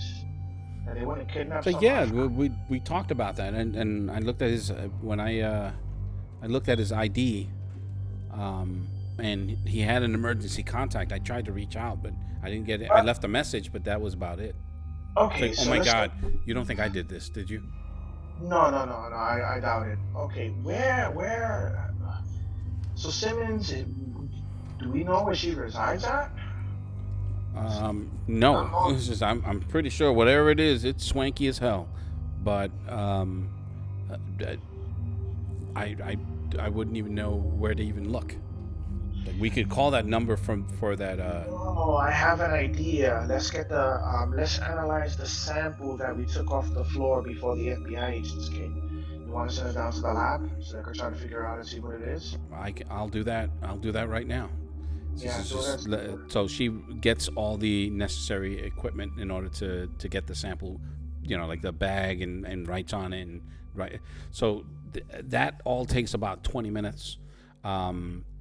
And I have another idea. I'm gonna. Do I know where this footage is going at? Like all this footage. Do I know where? Yeah, you're a senior staff, so you know where the security office is. Okay, so I'm gonna. Is everybody coming back into the emergency room, like my regular staff?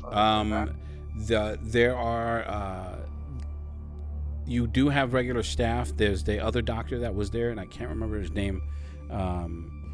He was holed up in one of the rooms. He had barricaded himself in, and at one point he's just like, "Is it safe?" I'm like, yeah, it's safe. You could come out, and I need you to stay in the post. I'll be back. Unless I'm just like that. I'm gonna go towards the security room. Okay, that's Jerry Fisher. Yeah.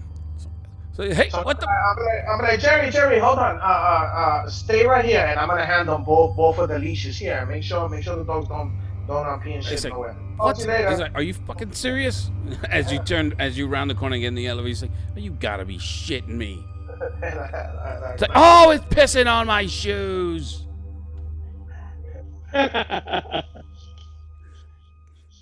Okay.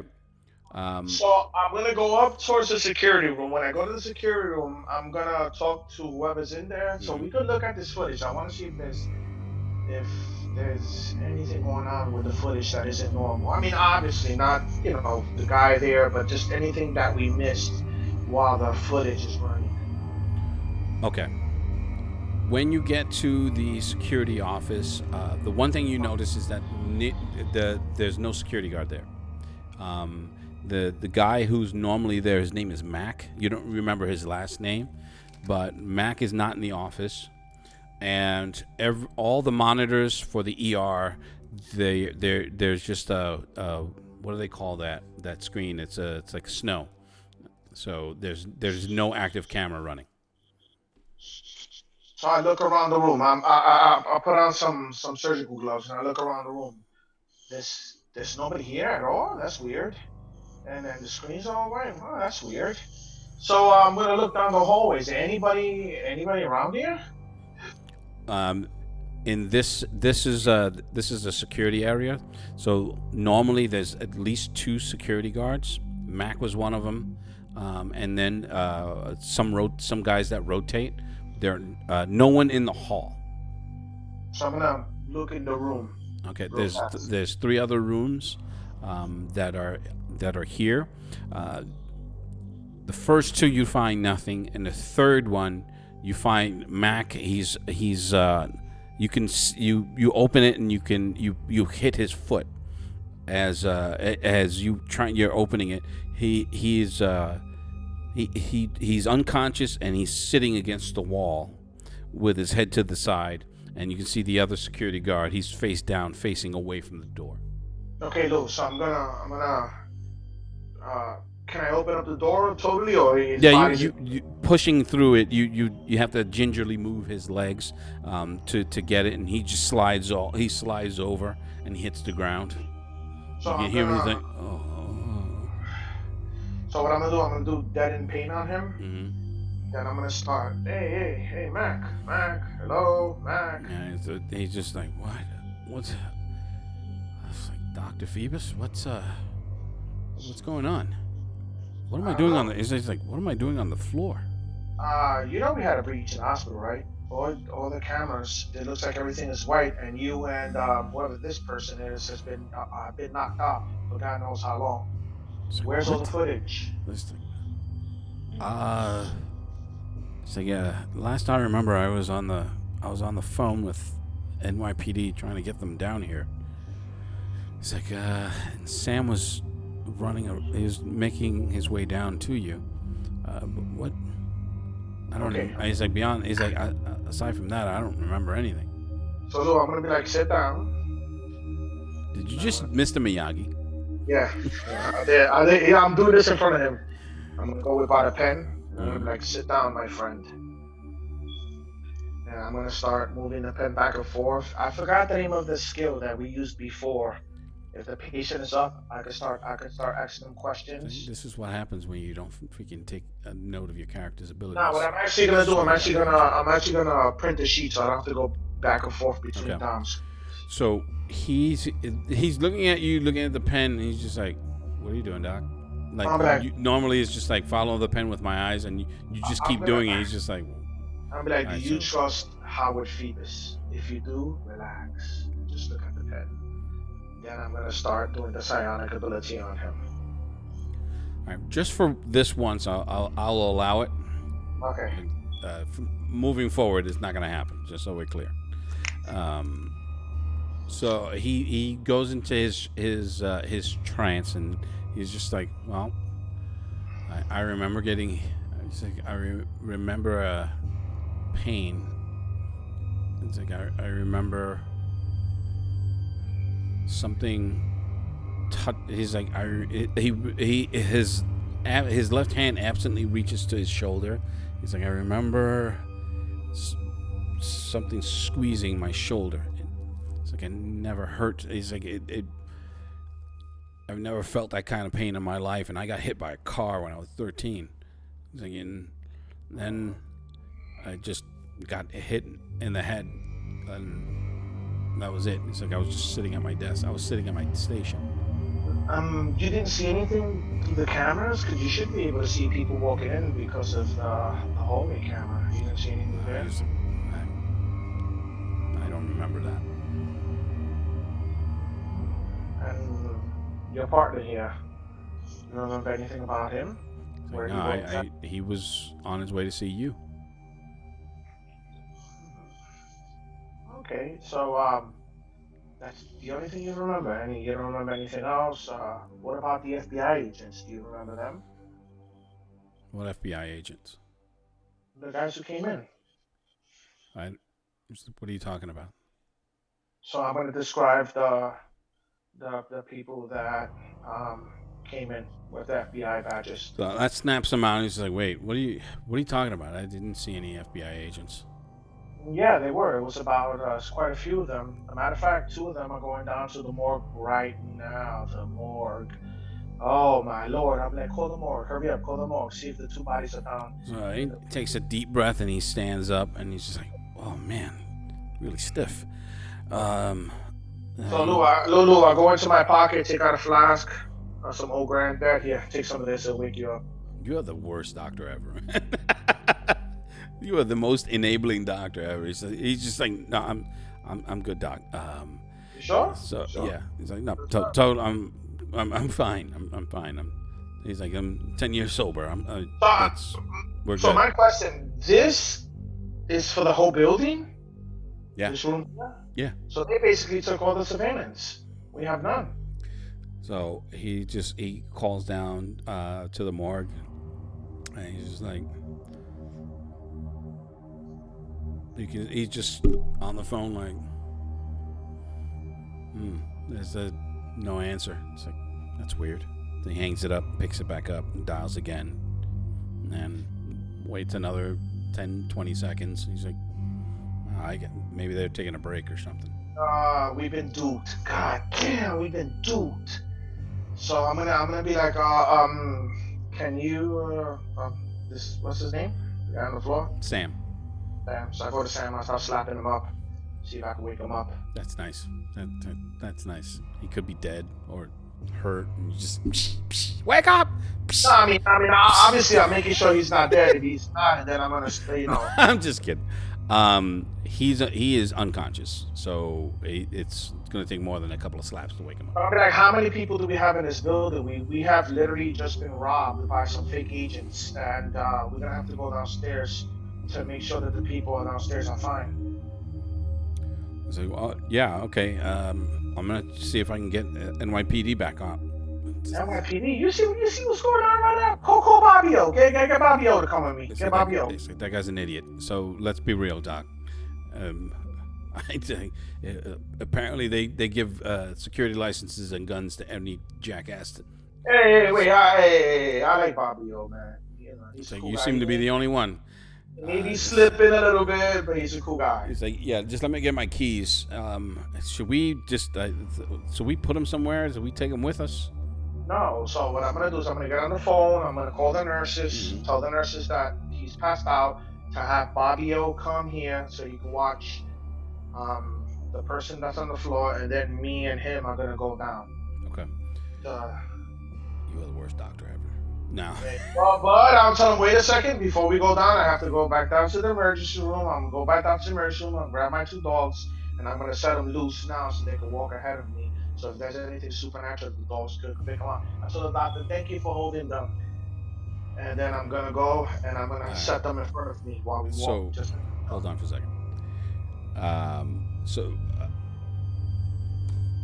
What was this guy's name? I didn't even write it down. Eric. I think it's Eric. You talking about the security guard? Yeah. No, it wasn't Eric. But let's what? Mac. Mac. Okay. Jesus. Mac sounds close to Eric. Okay. So Max is still trying to get NYPD on the phone. He's getting his keys, and he's checking his gun. He's just like, all right, let's go. He's still trying to get him on the phone as you get to the elevator. When you get back down to the ER floor, Jerry is talking with a couple of the nurses. He's dealing with some patients that are a couple of them that have come out into the hallway and are like yelling at him and just like what? It's like, what's going on? I heard a bunch of noises and some gunshots, and you know, like they're freaking out now that there's all clear. So they're exercising their privilege to scream at a doctor, and he's trying to calm them down. The dogs are barking at them, and he's just like, shut up. So he sees you. He's just like. So I whistled to calm the dogs, and so they stop barking and they run over to you. Okay, and I'm gonna get on the microphone. Mac walks past you, and he's making a beeline towards the security desk. Okay, so what I'm gonna do, I'm gonna tell him, come on, should be down in the basement, right, Mac? Am I correct? Yeah. Okay. The morgue is in the basement. Okay, so I'm gonna unleash the dogs and I'm gonna let them walk in front of me. Okay. Getting back into the elevator, you go down to the morgue, and when you get to the actual room that they hold bodies, you see the orderly, or you see the mortician. He's there and he's writing at his desk. But you don't see any bodies on the slabs. You can just see the refrigerator with all the drawers. And he looks up from his desk and he nods. And he's just, at first he's just like, "What are you doing here?" And he nods. And he gets up from his desk, opens the door. He's like, "Dr. Phoebus? You received 2 bodies, 2 FBI agents that were killed upstairs. By the way, by any chance?" He's like, "Wait, FBI agents were here and they're dead?" Yeah, I sent them down here. Did you receive them? No one's been here. Oh my lord, been duped. So I'm doing one of these. We've been duped. God. No one's been down here. It's just like, what the hell's going on, Doc? So I basically break down the whole thing in layman's terms. Man, you're just telling everybody. Okay. Might as well keep the gossip going, you know? Telling everybody. He's like, well, now from the beginning. Okay, so he's just like, I'm sorry. That sounds horrible, but there's no one's come down here. He's like, no one's got on that elevator except for you and Cujos. You and your mini Cujos. Hey, you know how I am with these little things, so please. Yeah, we all know. It's creepy. You know, I thought me and you were friends. But anyway, so nothing at all. Only us two. Are you positive, 100% sure? It's like, Doc, look around. Do you see anybody's here? Okay, I'm gonna back Mac. We just been duped. Mac's not with you. Yeah, that's the treatment, right? He's not with you. He didn't go with you. Yeah, remember, we were both gonna come down to He went to the ER and he walked out. See, this is how I know you're playing video games and not paying attention. No. He walked past you to the security desk. I thought he came down with me. Okay, so I'm gonna go back up and then I'm gonna tell Mac. Once I see Mac, I'm telling him these people came in, shot the place up. I don't even think they were FBI agents, and the patient that we had just disappeared. So all the cameras are gone, everything's gone. The bodies are not down in the morgue, nothing. Okay, that's weird. But I think we have bigger fish to fry. He nods. You see this. There's a man in the waiting room, and with him are what looks like bodyguards, because you can see that they don't have the glasses, but you can see the earpieces, and he has a briefcase in his hand. He's about 50 years old, maybe about 5'8". He's about 5'8", you estimate, white hair, horn-rimmed glasses, and he's standing in the waiting room, and Sarah's talking with him, and she said, "Oh, doctor, this man wants to see you," and she's just like, "Yeah." She's like, Okay, so go to him. So I'm like, yes. So she's like, "Dr. Phoebus, Dr. Howard Phoebus." Yes.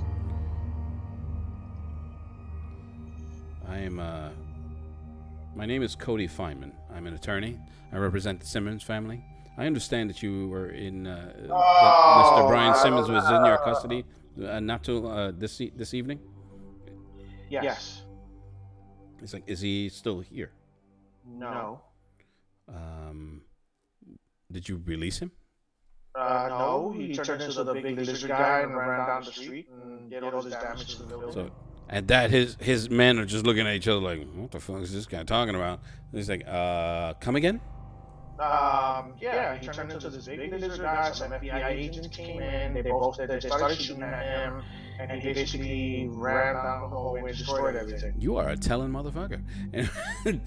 So, okay, so she's like, remember, my character's playing this as I totally understand. I'm just fucking with you. Okay. He's just like, okay. So let me see if I understand this correctly.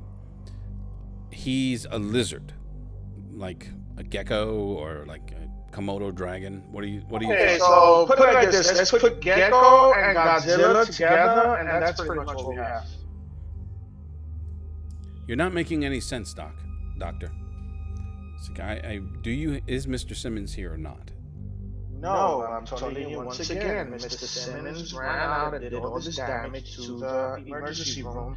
And right now, God knows where Mr. Simmons has some FBI agents, which I think now they were posing as FBI agents, came in to get him, but they couldn't stop him because he was in some form of meta-human lizard form.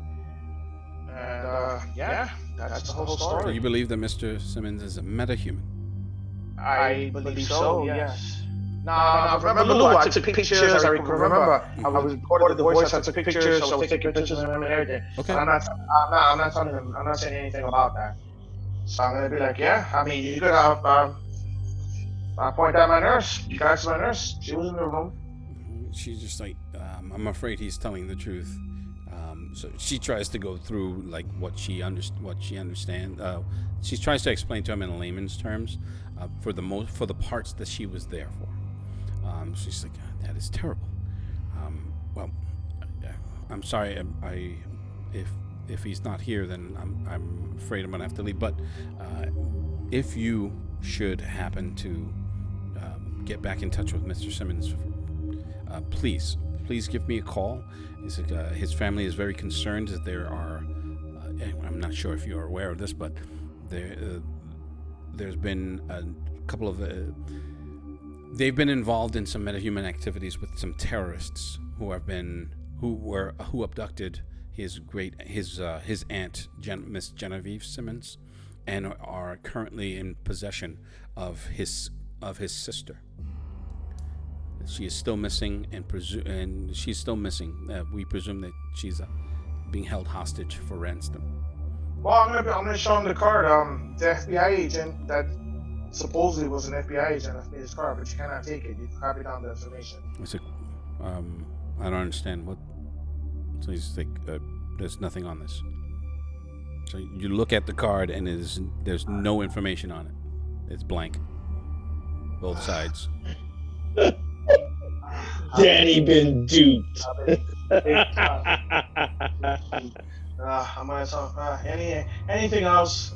And are you really the lawyer from the Simmons, or are you just saying it? It's like, I assure you I am. I have my bar card if you'd like to see it. I forgot about it. It doesn't even matter anymore. So he gives you his card. And he's like, I'll make sure it's the real card. And it has his name and the name of his practice. And he's like, if you have any other information, please give us a call. Call the police, but definitely get back in touch with me. I'm gonna be honest with you. The way this guy was destroying stuff, all you gotta do is just follow the trail of devastation behind him. I'm more than positive he left one. Okay. So I'm saying okay, not the lawyer. This is so bizarre. And by the way, Mr. Simmons, who's gonna pay for my emergency room? Well, contact my office and let my get in touch with my receptionist, and I'm sure we can work something out. Thank you. So he said, provided that you could show proof that it was in fact Mr. Simmons that did this. Okay, thank you very much. I shake his hand. I look at the nurse and I'm like, God, we just got duped. Oh my God. He turns and him and his 4 guys walk out. So she's just like, what is going on? I'm gonna tell her the 2 bodies that were supposed to go down to the morgue, they're not there, and the 2 Mac and the other security guard were knocked out. The cameras, all the surveillance footage is missing. As you're saying this in the levels, she's just like, her face is just like changing. Oh, right now, huh? We don't have any evidence of anything that happened in this place, literally. And I told the maintenance guy to clean the mess up because I didn't know none of this was gonna happen. So I pick up my dogs. Both of them start licking my face. They just start biting you because you're a disappointment. Okay, so what I'm gonna do is I'm gonna stop it here. And then we'll pick it up in a couple of weeks. We're scheduled for a couple of weeks, but because of the quarantine, we might be able to pick it up sooner. It'll be on whether or not you guys can. And you guys will have the time. Yo, D, what time can we meet up on Sunday? You meet up a little bit earlier. So what we're supposed to be doing, what the plan is to be consistent. We're going to be doing this every 2 weeks on Sunday at 9 p.m. Us as the players and the GM, we're going to be setting up at 8, but the scheduled start time is 9. If we can do it earlier, we'll do it earlier.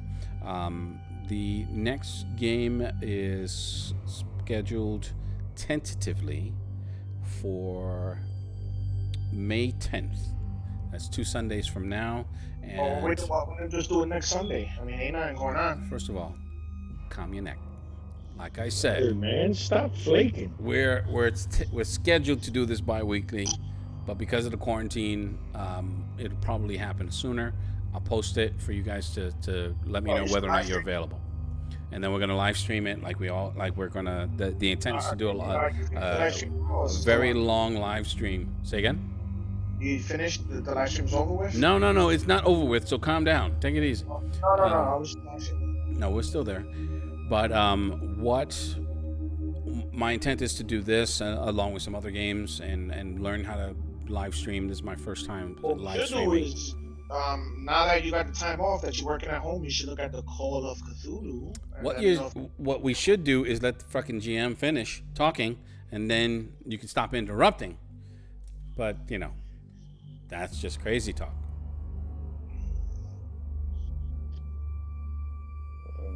You know, straight up, the truth is, no dogs are allowed in a hospital, and them dogs should have been shot on sight. You're a hater. Oh my God, bro. He definitely hates them dogs. He's hating. Watch. When your dog spontaneous combust, don't come saying nothing. No, I breed dogs. These are just as a side business. So these are just, you know, 2 of them that I walk with. Yeah, because being a doctor is just not making enough money. He's got to breed dogs. No, but the reason why I do that because of the supernatural aspect, how they're sensitive towards supernaturals. You assume maybe they're just dumb dogs. Chihuahuas. Yeah, you call Chihuahuas dogs. How dare they got little brains. You know. And I know they're dumb dogs because I got a friend who has one, and the dog is stupid, is playing around. Meanwhile, the hawk is up in the tree looking at him. Oh my God! Just making. He's just wondering what kind of a snack he's gonna make. Yeah, poor dog. You don't even know. He's gonna wake up. All right. So I'm going to end the stream. Just you guys can stick around and we'll chat it up. So thank you everybody for watching. For those of you who will watch at some point, and hopefully we'll build this into something great and introduce new players, other games. Right now we're just running on the Palladium system, but I'd look to expand that. As Howard just alluded to, we're going to use this as a segue into playing Beyond the Supernatural. Not Beyond the Supernatural, the Call of Cthulhu. I've always wanted to run that game. Never really run it. I've played it a couple of times. It is an excellent system. Big Lovecraft fan. Howard is like a Lovecraft super fan, and we're looking to doing something that's going to be really fun and fun for everybody, fun for us, fun for you.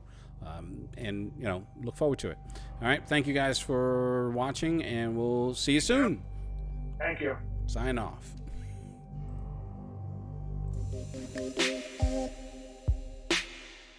Pause.